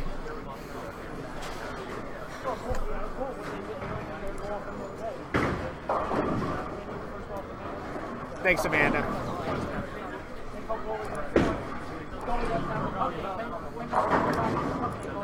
Okay, with about a minute and a half to go, this is the final match. So it could be a 2-game match. The situation is, Logo has to win this game and the next game to be the champion. Not really striking my mind right now. 3G is the champion. I ate a little bit ago. Logo wins his first game and loses the next game. Okay. 3G is the champion. They've bowled each other quite a few times this year. It's going to be a very competitive match. And I'm looking forward Can you to watching. Sorry, I had to dab for a moment. Again, remember our league meeting is Thursday, June 15th. I've already at talked about it 7 several p.m. times. for the Scratch Classic. So remember, you bowlers that are still here, tell everyone. John We have a Hill, league John meeting. Eisner needs a case, Thursday maybe 2 cases of the Edge sent to his house. Edge pearls. Edge pearls sent to his house right now. About 20 seconds to go. I'd like the last 2 teams to go to the foul line for the Thanks for last calling, time man. this year, See ya. Yep. or this season. Excuse me.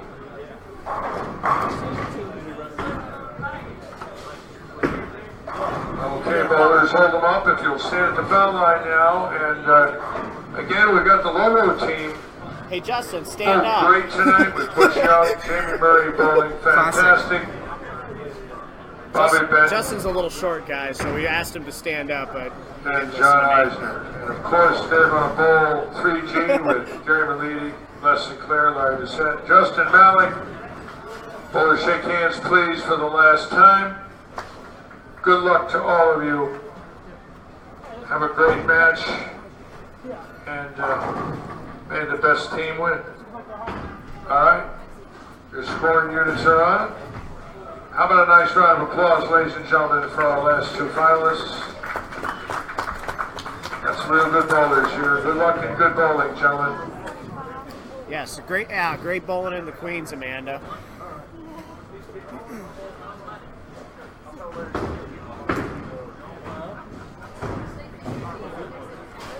All right, and we're off. All right, guys. Remember, please, if you can, just share the video. This is our championship final match. 3G Shoes has to be beat 2 times. It's going to be a very, very heated match here. Every pin counts. Straight up head-to-head bowling. I mean, they're total pins only. That's all that matters here. Absolutely. Looks like a good shot. That's a good shot by Larry Bissett.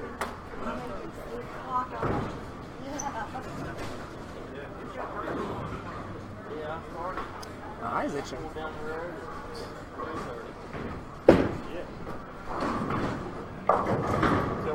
Just a little light for a 2-pin. See, Les, I think, is throwing a Tyrant, which he's drilled pin down. It's a little left the target, but he carries. That's a good break there. Les, did you say I'm sorry? Thank you. Did you say thank you?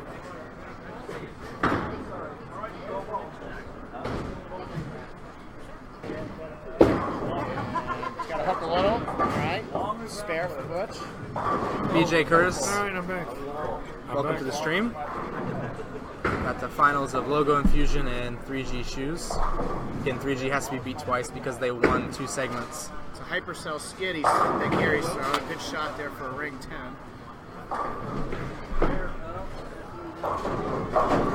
Who do you think's going to win this match, Larry? What do you think? I think it goes to match 2. I think it goes to match 2. Right now, Logo Infusion is on a roll. Everything's going right. The A and B, Eisner and Benton could very well be the best A and B combination in the league. You know, I mean, there's nights where they're not, but the potential is there every time they bowl. Oh, there it is again. I put the kiss of death on him, a 1-pin spare. Can you imagine just missed every one of them that are right? Every 1-pin spare to the right. But it's also another long pattern where in the middle you got to get the ball a lot more left. You have to change your targets up for your spare shooting whenever you're going to hook at it on this pattern. That's a BTU for Justin. Justin's throwing So on a 14-pound BTU, he's got a bad ring finger. He went 1.25 inches away and 1 inch left in the ring to stop the knuckle from swelling and dropped a pound and can still get that puppy to hit. He's got fast feet if you watch him. I mean, he just flies up there. They're very solid at the line. He's been bowling 30 years. If you look at the follow-through and you look at the footwork, it's the same every time. And I always say it's not how, it's how many. Yep. He's a very good bowler. He's deceiving. And he's a smart boy. He's a teacher. He's a college grad. He doesn't get rattled. Got a good mind. And it's going to be an interesting match.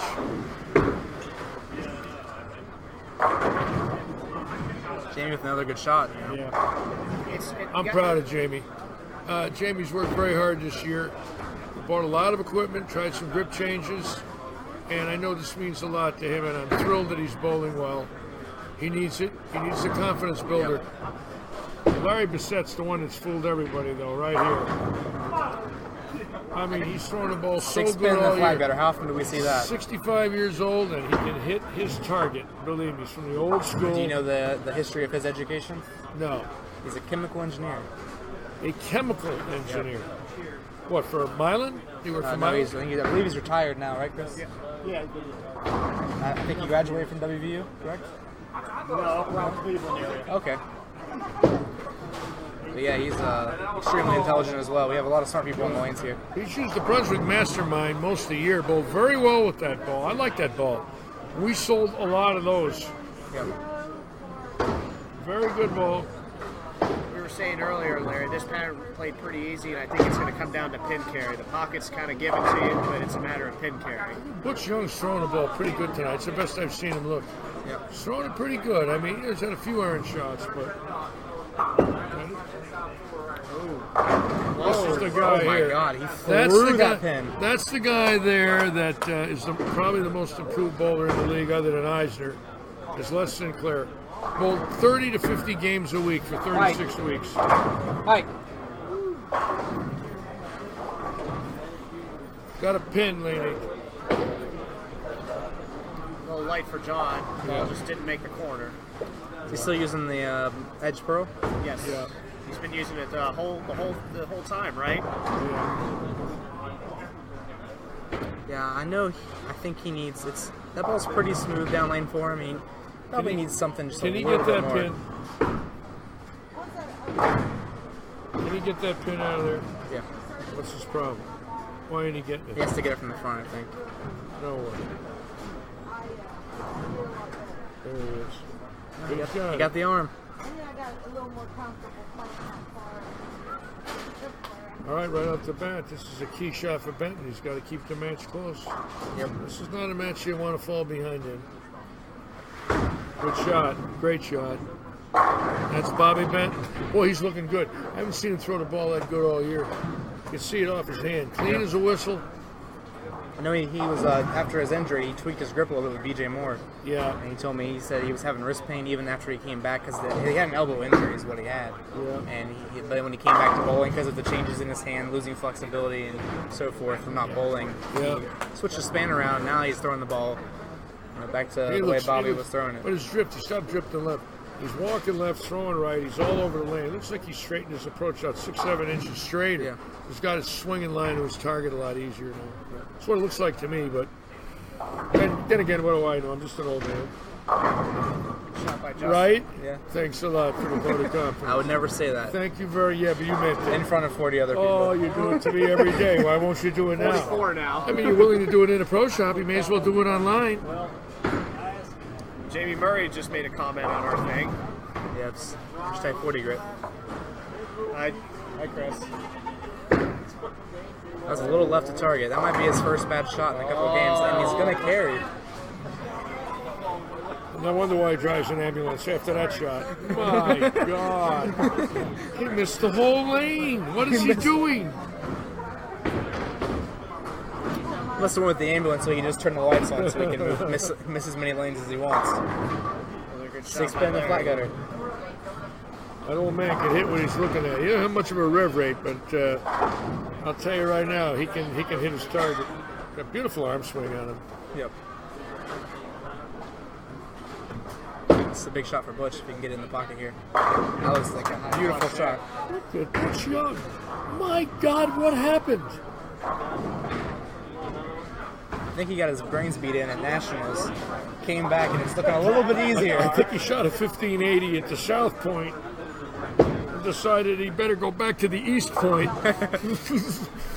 There's more guys from here that shot 1500. They don't look easy out there this year, that's for no, sure. they're not easy. Eisner got that one really far right, God, and he's going to pay for it. Look at this, 27 in the third. Oh my God. That's the wrong time to have this happen. He'll probably make that, though. Whoops, that's in. Left target again. He's going to roll it, though. No? He got it in off his hand. The El Yankaroo, I know about those. Anytime there's a Yanker, I'm very familiar with Yankers. I didn't want to bring up all the Yankers that you had on tour, so I'm not going to ask you about them. I roomed with the greatest Yanker that ever lived. Ernie Schlegel's follow-through hit his left ear. Yeah, that's coming back, you know. And then he would tell me he did it on purpose. Yes. My best friend, the great Ernie Schlegel. Didn't you say he used to Monster be able to fall hit. it back from 5? when we won the classic team event in 1970, we had him leading off. He was followed by 4 lefties. And the reason is his ball faded a little to the right, and we wanted to see what the back end was doing. Looks like a good shot there. Gary Milady bowled great this year. Beautiful game. His brother's a caddy. What's the name of that golf course I'm not down sure, in North Carolina? Big time golf course. His brother caddies there. Big time golf course. Big time. He's caddied at a lot of great golf courses. Yep.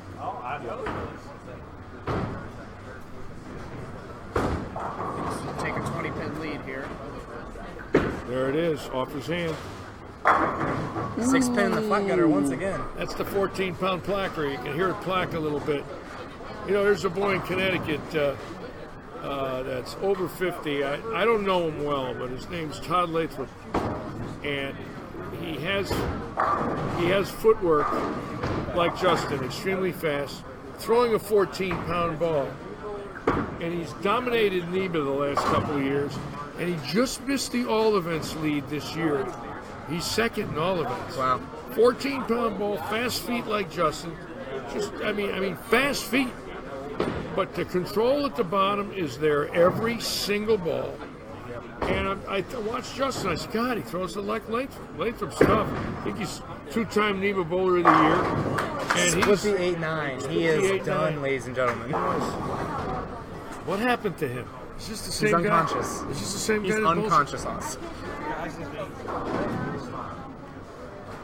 He's unconscious, and Eisner's 27 in the third. Yes. Sorry, though. I think Eisner will bounce Look back. at that. He got the 10 out that time. I'll tell you, those are 4 shots in a row he threw. Yeah. They're dead the same.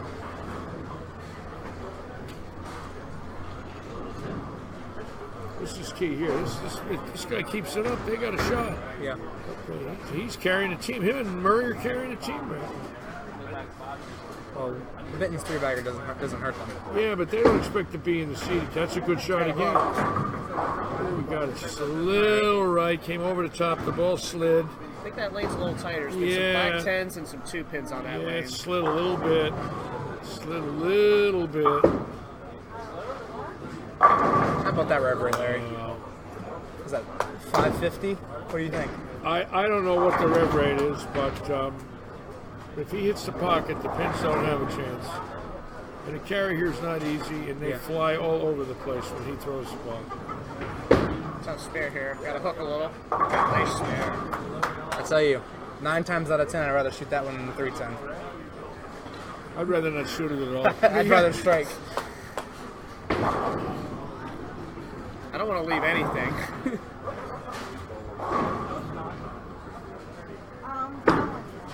Another good shot by Milady. Oh boy. Logo's got their hands full if this guy's striking. Yeah. Let me tell you that right now. Eisner needs to get something going here. He's got the wrong ball in his hands. Oh God, this could be 36 in the 4th. This is not going to be good. He needs more surface. The ball ain't moving. I think he needs a little more core. That one's too clean. More surface, more core. Either that or get his feet further right. Oh boy. That one hit. Justin got the weak 10. I think Logo's in deep doo-doo. His team has done this to them all year. 3G has pounded them into the ground. Oh boy, Eisner's done. He's done. He's done. So do you know a guy named Pete Couture? Pete Couture, one of the, if not the greatest bowler to come out of New England. Maybe you take away Wayne Webb, and the next one you're looking at is Pete Couture, my dear friend. National Tour champion, senior bowler of the year, 2-time senior Masters winner, USBC Hall of Famer, PBA Hall of Famer. A great, great, great bowler.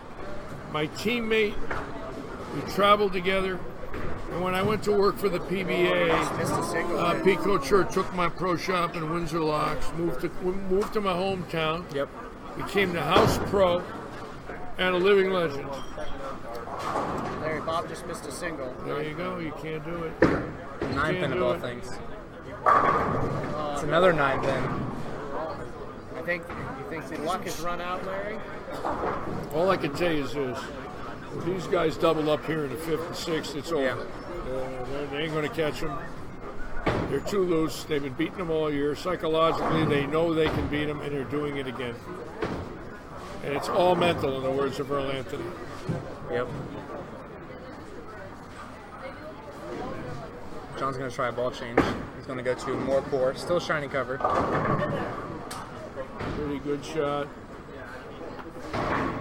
Pretty good shot by Larry Bissett. 3G stayed pretty clean. They only have a double and a triple, but they've all stayed clean, whereas Logo's got... That's the key. They've got 5 opens. I wouldn't count them out just yet, though. I think... I wouldn't count them out, but they're if we giving look it away. at the first game over here that's still up on the board, they were running into a similar buzzsaw the first 5 and frames. Came back.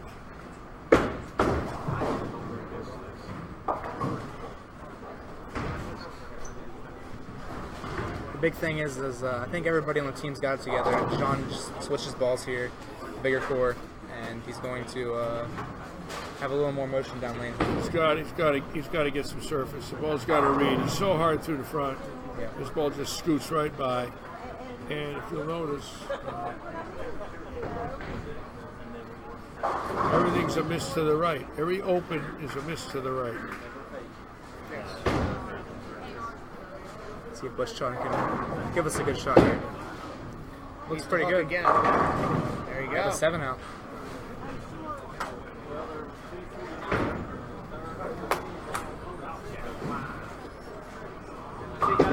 Whoops. And that was actually where he was wanting to put the ball. Whoa. The right lane, that's where he was. The left lane, he tugged it a little bit. Whoa, ho, ho, ho. I think that's a statement right there that the Logo better not miss. If Pfizer doesn't start striking, they can't beat him. They can't beat him. He's got to put a triple or 4-bagger together. He's got to pick up some wood. Because Gary Malidi is deadlocked in. Straight 7-8. There's hold on the left, little swing. He's got a little tug to the left, a little bit to the right. Forget it, it's over. Yep. Uh-oh. He's getting it. They called it there. That's the second time a pin come out. Yep. So who do we got on there? Anybody I know? 54 viewers. Look at Coutre. Says Lich is the best. Yeah, until the 10th frame, bro, when I need one. Lich is the worst. Jim Argy said you're a class act and honored to call you a friend.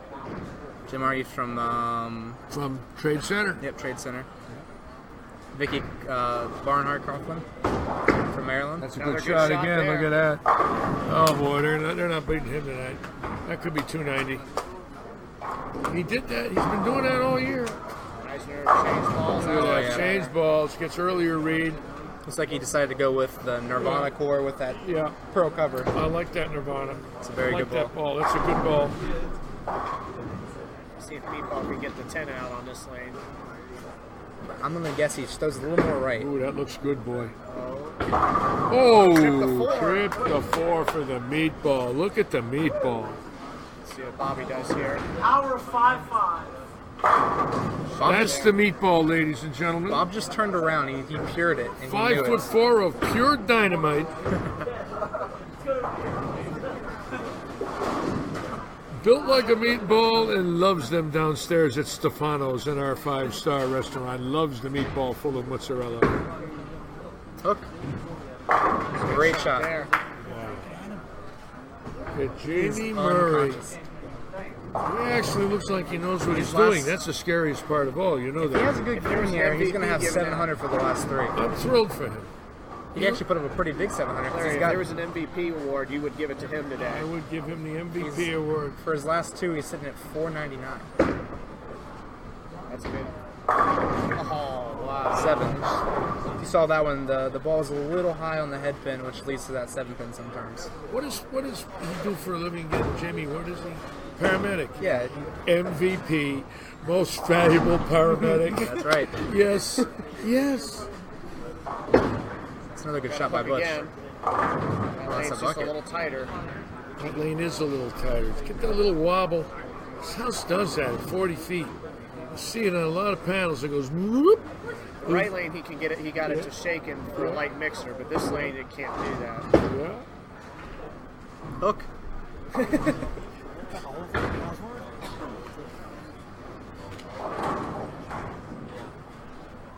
Score update. Sorry, it's a little blurry. It looks like going into their second bowlers of the 6th frame. It's gonna stop. 3G has a 35-pin lead on a couple of strings of strikes, so by the end of it, they're probably going to have about a 50-pin lead. More than that, closer to 100. More than that, closer to 200. Another powerful shot. He keeps throwing it like that. There's no way it's over. These two guys, if Malidi and him start striking, they can't catch him. They can't catch that's him. gonna hook. Oh boy. Oh boy. The backdoor strike. Now I know why Brunswick re-signed him. Now I know why he got a contract again.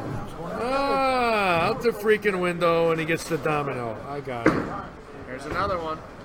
That one hooked a little early. I think he got that one a little left of target. Yeah. Yep. This is a big shot for Bob. He needs the double here. That was a great shot. He has cured just about every shot. He's cured them all night. The best Bobby's looked in a long time. Throwing the ball really good. Really good shots tonight. So Gary Spares here and Justin Strikes, they're going to have a 64-pin lead, 65-pin lead, 66-pin lead. This is They worth got 2. some more strikes. But Logo's starting to string them again. Well, there's no quitting those guys.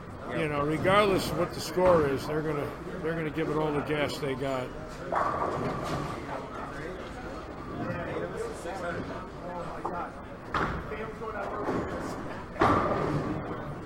It's a big shot for Justin here.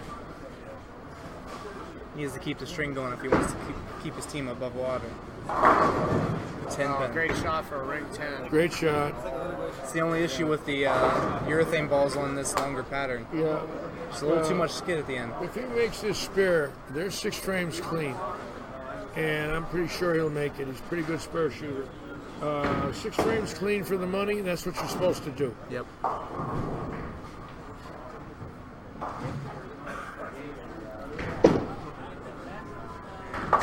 Six frames clean. That's great bowling. That's what they've done all year. I mean, Richard, every pattern they've been just. This is the championship match. The last pattern where they had a little struggle, they came back and did great. It's the championship match. 3G, if they win the league. If they lose, they have to be beaten twice. So if they lose this match, then they would bowl another match. How about Jamie Murray? He's the story of the night. Yeah. MVP. You know, he subbed on that team when they were going nowhere. He comes in with a legitimate D average, you know, under 195. All of a sudden, it looks like he's 230. It's got to sit. Wow. Roll the port. Roll that Larry fork. Bissett, he's running him out. He don't ever run him out. If you watch him back here, even he's jumping up and down for his teammates too. He's pretty excited right now. That's called heart right there. Yep. When you want it that bad, you run him out. But that looks pretty good. Trip 4s tonight. Amazing. The straighter shots, we get the trip 4s. Is that a glimpse of the celebration from Butch Young? Yeah. Ooh, he got it where he did last time. Oh, it jumped early. A little slow. He got a little farther right. It jumped off his hands. A lot of surface on that ball. Now we have our first tough spare of the evening for the team. They had all 9 drops, basically. Eisner destroying the rack. John's going to take that advantage. All of a sudden, we got a match again, just like that. Amazing. Oops. Hook. Ooh, we got it. All right. I give it the oops, and they make it. Oops.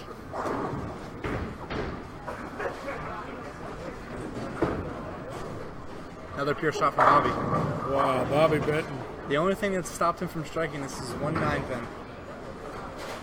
Bobby Benton throwing the ball better than I've seen him throw it. 8-9 months. That's a good sign, too. Good for him. See if Gary can get We've back actually on got straight here. a variety of bowling balls being We thrown got right now. that one. You got that? Uh-oh, here we go. We got a match, folks, now. Oh my gosh, it's amazing. Logo, you thought they were done, and they just keep hanging around. I did not think that 3G could give it up and Logo could come back.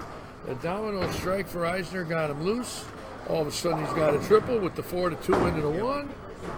And here we go. Look at this. Got to get 2, though. Keep the count. That's good for 2. Oh, that's 1. Well, that's their first open. It took them 7, 14, 20, 27 frames. So they went 27 clean before their first open, but now they got to stay clean. They get an open here. They're right back. It's got to sit. Oh, we broke up the 8-10. Yeah, you got the 8 See, out. that's what I don't like. The one thing I don't like about a 14-pound weak ball, you get it in on the oil a little early like that, and they settle up. Yep. And then you get the deflection, and here deflection is very common in in an older facility. And there's the weak 10, where 15-pound balls might carry that hit. Stay there. So back to Justin Jim's likes to go question. up the lane. We've got 3 or 4 Brunswick balls in the rack. We've got a BTU. We've got a True Nirvana, a Mastermind Strategy, a Xeno, Radical Xeno. We've got a Tyrant, a Hypercell Skid. Jamie Murray's just unconscious right now. There's no other word to describe I him. don't think he's unconscious. You know what I think? I think he's a good bowler. No, I think what happened is in the last couple of months. No. What I mean by that is this. No, in the last couple of months, he's starting to improve. He's been working very hard. And I think what happened is you got a couple of balls that gave him a look. Yep. And he's learning how to line up and go cleaner through the front. He was always trying to overhook the ball. If you'll notice now, he's standing farther right. He's not over swinging the ball anymore. And he's getting a read. He understands the lanes easier. Yep. He's smart. He's figuring it out. That's what I love. That's the great thing about our sport. See if he makes the adjustment here. He pulled that one a little. That lane's a little tighter, and he thought he tried to jam it more. It just tried to help it there.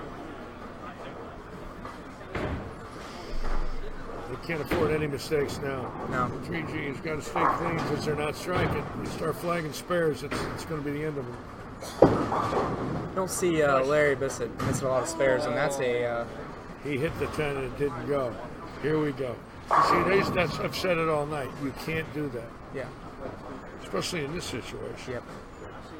It's a pretty big spare here. He needs the hook. And this is Butch give it right back.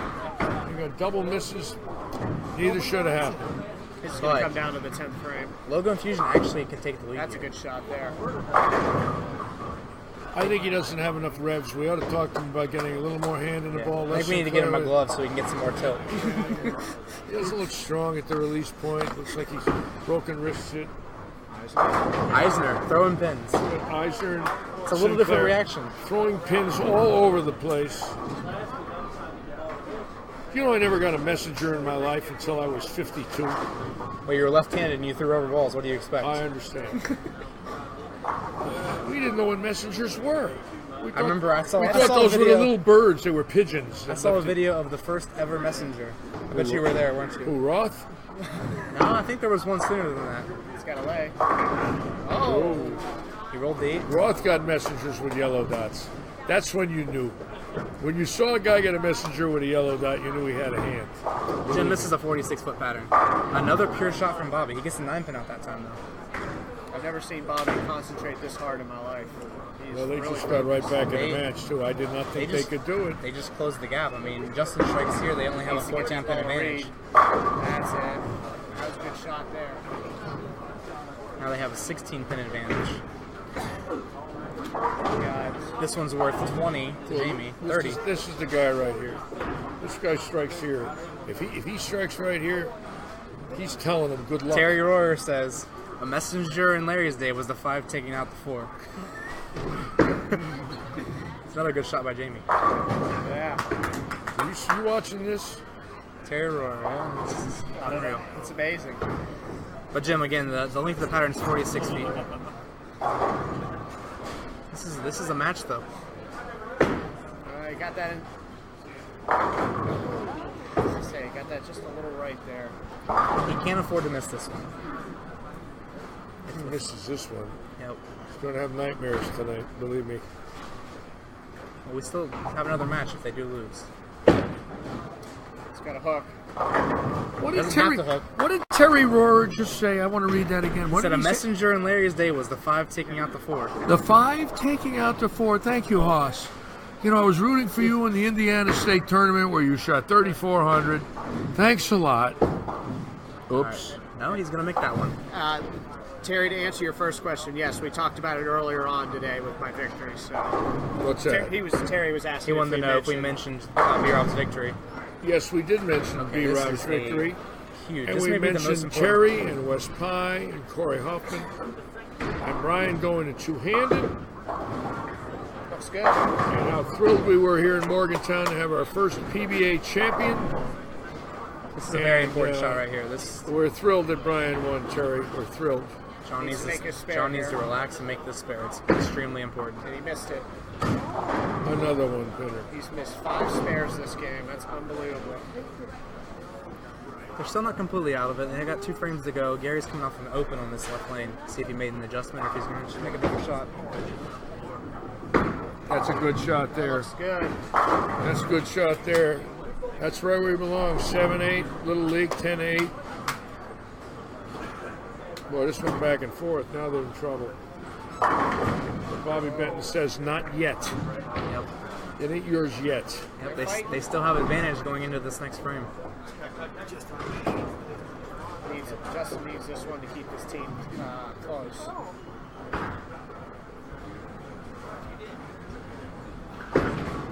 It looks pretty good. Looks good. Got a hit. There it is. There's the 4 taking out the 5, just like Terry said. Yes, there's the 4 taking out the 5. We got ourselves a dogfight. This could go down to the last ball, ladies and gentlemen. Here's the guy. There's 14 teams in the league. Yeah, there's 14. The league was 14 teams. Right now, it's the Stepladder, so there's only 5 teams tonight. Oh, that's okay. It's going to come down to Jamie Murray striking again, though. Oh, it's going to hook a little. A little. How about the whole lane? Yeah, every shot. Good for him. That's thrilling. Michael, I love watching a guy bowl good that nobody picked. It's wonderful. It's wonderful. So if he strikes out here, he's going to have 760. Yeah. For his last 3. 760 is 195 average. Yeah. It's got a turn. It's a pretty good one.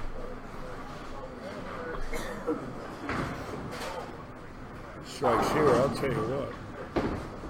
Ooh, that's good. That looks good. Hook. Wow, great shot. Yep. Great shot. Got to get the pin. The count's important here. I mean, that's great bowling. Yep. Keeps the count even if he gets the spare.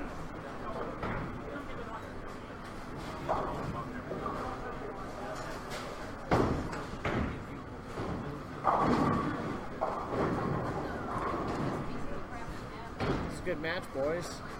This is a pretty important shot. Good. Wow, dead flush for Larry. The old man still got it. If Larry strikes That's here, great bowling from Jamie Murray right there. Great bowling tonight. If Larry strikes Beautiful, here, beautiful bowling. If Larry strikes here, they're within 20 with 3 doubles going into the 10th frame. Wow. Wow. Oh, this is a 10th frame game. This is Benton against Malik. You can see it. Yep. Uh-oh, sounds like Pittsburgh just scored. Yep. The Penguins. Wow, in Game 7. Who are they playing? Ottawa. Ottawa. And they're in Pittsburgh. Watching 3 guys do math, there's nothing better to do on to Thursday get to night. the Stanley Cup Finals. This is to get to the Stanley Cup Finals? I guess I thought it was already Stanley Finals. No, this is the Eastern Conference Final. This is to get to the Stanley Cup. Can you imagine Cleveland and Pittsburgh playing for the Stanley Cup and the NBA championship? It's Cleveland Nashville. doesn't have a No, but for the NBA championship. Oh, yeah. Cleveland and Pittsburgh, the Rust Belt is winning. The Rust Belt. Oh, I think he's like Cleveland doesn't play Pittsburgh. Well, no, they could both got a make hook. their finals. Good shot there. Wow. Great shot. Wow. Les needs a strike here. It's a good shot. It's good. Got a hit. Wow. the rev rate got him right there. The rev rate had his back on that shot. I think Larry jumped 5 feet in the air. What the heck was that? That's called a messenger hoss. My God, that's insane.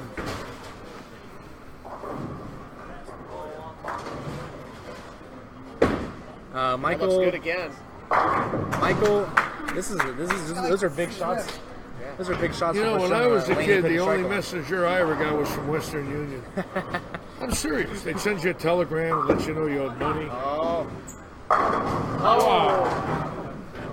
How big is that Eisner? How's that big is that Eisner Open right now against Meliti coming up here in a second? Well, here we go.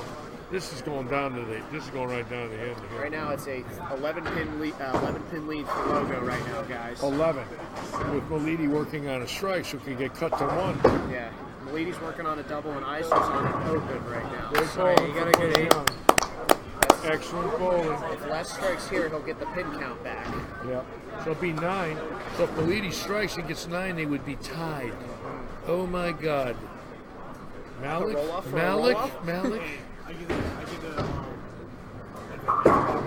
Another good shot by Les. What is our rule if they tie? Need to find out. Have we got a rule book, ladies and gentlemen? Cured that one. Got lucky. Well, I know what I would do if they tie. We don't have a roll. It's a 2-frame roll-off for the whole team. Everybody bowls 2 frames, 9th and 10th. That's all. It's 2 frames. Do it. Yep. That looks good by Meliti. Oh my God. Oh my God. Wow. Oh What my great God. pin carry there. Eisner. Oh, he threw that one out the window there. Get that one a little in. Caught the shim line too early. I think they're tied. I think they're tied to the pin. I think if he gets 9 spare, they're tied to the pin. When Malik and Benton both on strikes, He gets going into 9 the here. 10th. They have advantage because he's on a double. If he strikes here, it's really going to give him a lot. I hooked early. It's nice. Wow. Stayed right there. It's pretty cool. Look at the way he walks back. He don't show any emotion. Me, I've been running 12 lanes on that ball. I would have run down to lane 1, had a heart attack, and died. Ladies and gentlemen, Eisner's first spare of the game. Thank you. Mike, you okay, bro? I'm all right. Jesus. And Meliti to make it a 30 pin. Okay. 31 pin lead. Wow, 1 and out. Bob can get a strike here. He needs a strike. Got a strike. Now Justin needs a strike for the win. Justin needs a strike to win. Strike to win here. What if he doesn't? I think he needs 9, maybe 9 spare, like. He needs a strike to win the league. Yeah, if he strikes here, it's over. If he strikes here, he wins the league. He needs a mark. He's got a hook. Got to make it. Oh, that was a great shot. He has That's a to make great it. shot. He needs to make it, though. Make it to win the league. He needs. Bob doesn't miss a 9 pin. Justin needs this and 1 pin. If he misses and Benton strikes, do they tie? No, they win. Bob, if he misses. Yeah.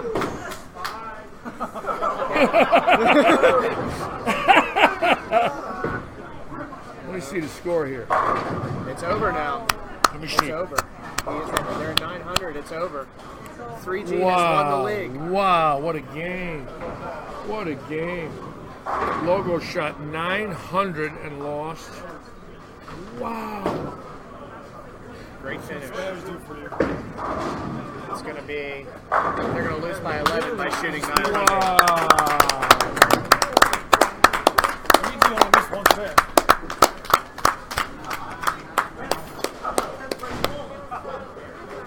Wow, congratulations. It's a meatball. Fantastic. Pikachu wanted to tell you that Sonia West is watching. Sonia West is watching. Best woman bowler ever to come out of Winslow. Hey, Terry Rohr, how about that? 3G, baby! Thanks everybody who stopped out and watched. We really appreciate all the support, guys. Good job, Larry. that was fantastic bowling by Logo Infusion. They bowled great the last month to get to 5th place. They came up the ladder. They bowled 900. Great bowling by Bobby. Jamie Murray, absolutely fantastic bowling, Jamie. Out of this world. D bowler. What? Anyways, 3G with the league championship. They bowled great all year. They had a couple segments that they won. Obviously, Logo really bowled great tonight. Jamie, fantastic, Jamie. Really bowled great. Bobby Benton, best Bobby Benton's looked all year. Bobby threw the ball fantastic this evening. And proud of you guys. Don't forget league meeting, June 15th, Thursday night at 7. Justin Malik's buying in the bar. Anyways, congratulations, guys. Yeah, we want to thank everybody for watching. Enjoyed. Hope everybody enjoyed the telecast, and it was a great final. Yeah. Came down to the 10th frame like it should be for the league. I would like to see a second match. I think it would have been a little different now that Eisner started striking. Yeah. I think it could have been a lot different match if we bowled the second game. Absolutely, and I think Justin would have changed balls. I think he would have tried something on the fill ball because he knew that ball wasn't really hitting very well. He even made comments to me saying that ball was just kind of a little lazy. But they hung in there, and that's all you can do. Yep. They only had 2 opens, and that was big. I did the math. I just had to stay home. Yep. So you needed a spare. That's all you needed. I knew I needed at least a 9 count spare. Yeah. I did the math. You know what I mean? I'm like, I couldn't watch it. I'm like, We still on? Yeah, we're still on. Watching. Thank everybody for watching. Well, I would like to thank everybody for watching. It was fun doing this, ladies and gentlemen. Just fun to be able to talk to a lot of friends out there. And again, we want to thank the industry for everything they do for us. And our host, Jerry Lorenz. I've been here now 3 years. I live here now. I love the West Virginia people. Got great friends in this facility. And tomorrow morning at 6 a.m., I'll be on the parking lot sweeper, getting all the butts and beer cans in the bowling center parking lot. I got a promotion. It's not so bad. It could be worse. I could be living under a bridge in Cape Coral. So actually, I feel pretty good about my job. Right? Yeah, I just want to say thanks to all the guys who shared. We got to a record of 58,000 people reached. 58,000 unique people reached with all of our shares from our friends on Facebook. That's amazing. Thank you, guys. Thank you. What does that mean? We had 6.2 thousand unique views. So there was 6.2 thousand people who loaded. 6,000 people viewed me babbling away for 2 hours? There's something wrong with these people. They must be so bored at home. There's nothing to watch on TV or watching Larry talk about bowling in Manhattan rubbers. But yes, that's crazy. Why would anybody want to watch me? I'm an old has-been. Sweep the parking lot for a living, right? Tell the truth. I don't want to tell the truth. I'll get in trouble. Tell them, do I sweep the parking lot here for a living? You sweep the parking lot here for You're not goddamn right. Part of your job is You're to sweep the goddamn parking lot. right. I'm the best parking lot sweeper that ever lived, and don't forget it. Is that a 6th Hall of Fame we're looking for? That's what happens when you get in 5 Hall of Fames. You end up sweeping parking lots for a living. Thank you so much. Brian, nice bowling, man. Thanks, sir. 900 Global's proud of you, brother. Absolutely. Hey, it was fun doing It's just fun to be here. telecast here, guys. Fun to be here with everybody. Had a lot of my friends watching tonight, and it's an honor for me to be here in this great Get facility. the meatball in here. Interview the meatball here. The meatball, there you are, Hoss. My brother. Jerry Lorenz hired Litchie and Meatball to run Suburban Lanes. Boy, did he make a mistake. Let me tell you. Kegler's is going to make some money tonight. I can tell you that. So you're saying there might be a beverage or two involved? Is that what you're saying, Meatball? There is a chance. Okay. It's been known to happen. How'd you feel getting up there and getting the job done in the 10th frame? How'd you feel? Well, I was just worried about making corners because I knew I didn't have a good look. Hey, Les. And that was the only ball I could Nice find that was bowling, getting in the man. pocket. Out of this world, huh? You hung in there. The ball was, it just didn't It was want to late. carry. Great bowling. It didn't have enough on the back end. But I knew if I could catch a couple breaks and make spares. The big thing is you stay clean and you hung in there and you made great shots. Everybody down to the 7-pin. Now you want to hear I'm a something? showman. I just did it for the people. This is crazy. Remember I told you won Saturday. Right. Nolan Dalton won Sunday night. Right. Michael won Sunday. And Justin won today. Well, ho, ho, ho. All of my friends are winning. Except me. I can't win anything. Hey, we'll buy you a toupee. How's that sound? Yes. Yes. Are we still on? I hope not. No, we're still on. Actually, I'm normal. I haven't had anything to drink either. I haven't had anywhere low. Hey, come here. Hey, tell everybody, what were you throwing tonight? What were you throwing tonight? Radical Xeno. Radical Xeno and a vibe. You threw a vibe, right? And Radical, I tried to get you guys to re-drill. And you worked all day in an ambulance today? I did CPR classes today. You did CPR classes today, right? Yeah. I worked hard. You're a fireman too? You're a volunteer fireman? Yeah. Really? Yeah. I've never seen you bowl this good in your life. Are you conscious right now? I don't know, man. We kept saying he's unconscious. How did it feel out there? Did you feel like you were just going out there and bowling, or what did it feel like? The first game I was over, it was like, and they kept yelling at me. They were like, "You're online, no swearing." And they kept saying, like, just relax, just relax, just relax. And I didn't figure we would win the first game. Went from there, well, I'm very 183 to 278. I'm very proud of you because I see how you've dedicated yourself. You've bought a lot of equipment. You've changed your grip. You're constantly working on surfaces. You're practicing, trying to learn the way to bowl good. And you don't get lucky when you shoot 750. I don't care, especially switching pairs on different patterns. I mean, come on. It's not that easy a game. So, congratulations. Appreciate it. If we had to add an MVP, you would have been it tonight. Now, let me ask you a question. How much money you make tonight? Oh, God, here we go. I'm just here as a volunteer. You're here as a volunteer. I was going to tell you, darn it, we got 12 balls on sale, and I need a fish like you to buy some balls from Uncle Lich's. I donated my time for CPR today. Did you really? Yeah. You donated your time for CPR? Monday and today. Monday and today. Because it's EMS week, so we decided to get back to the community. So. What's EMS week? Emergency Medical Services Week every May. Medical service. Yeah. And usually we get like Cancer food. Month and all that other I stuff. got it. We usually get like food and stuff like that. We got flashlights. That's very nice. You have a lot of friends watch you tonight? You think people watch you bowl? I share it. You look pretty good tonight. You know. Hopefully it carries over. Next year you're an A. You bowled so good tonight. Don't even think about being a B next year. You just got re-rated. You're now an A. The minute you bowled good in front of me, you went from a D to an A. A plus. Hey, Hart, come over here, brother. Appreciate it. This is my friend Hart. Hart bowls here. What do you throw for a ball, Hart? Absolutely. What kind of ball you throw? We'll figure out a time. You throw a hammer? How many pounds? 12-pound hammer for my brother Hart here.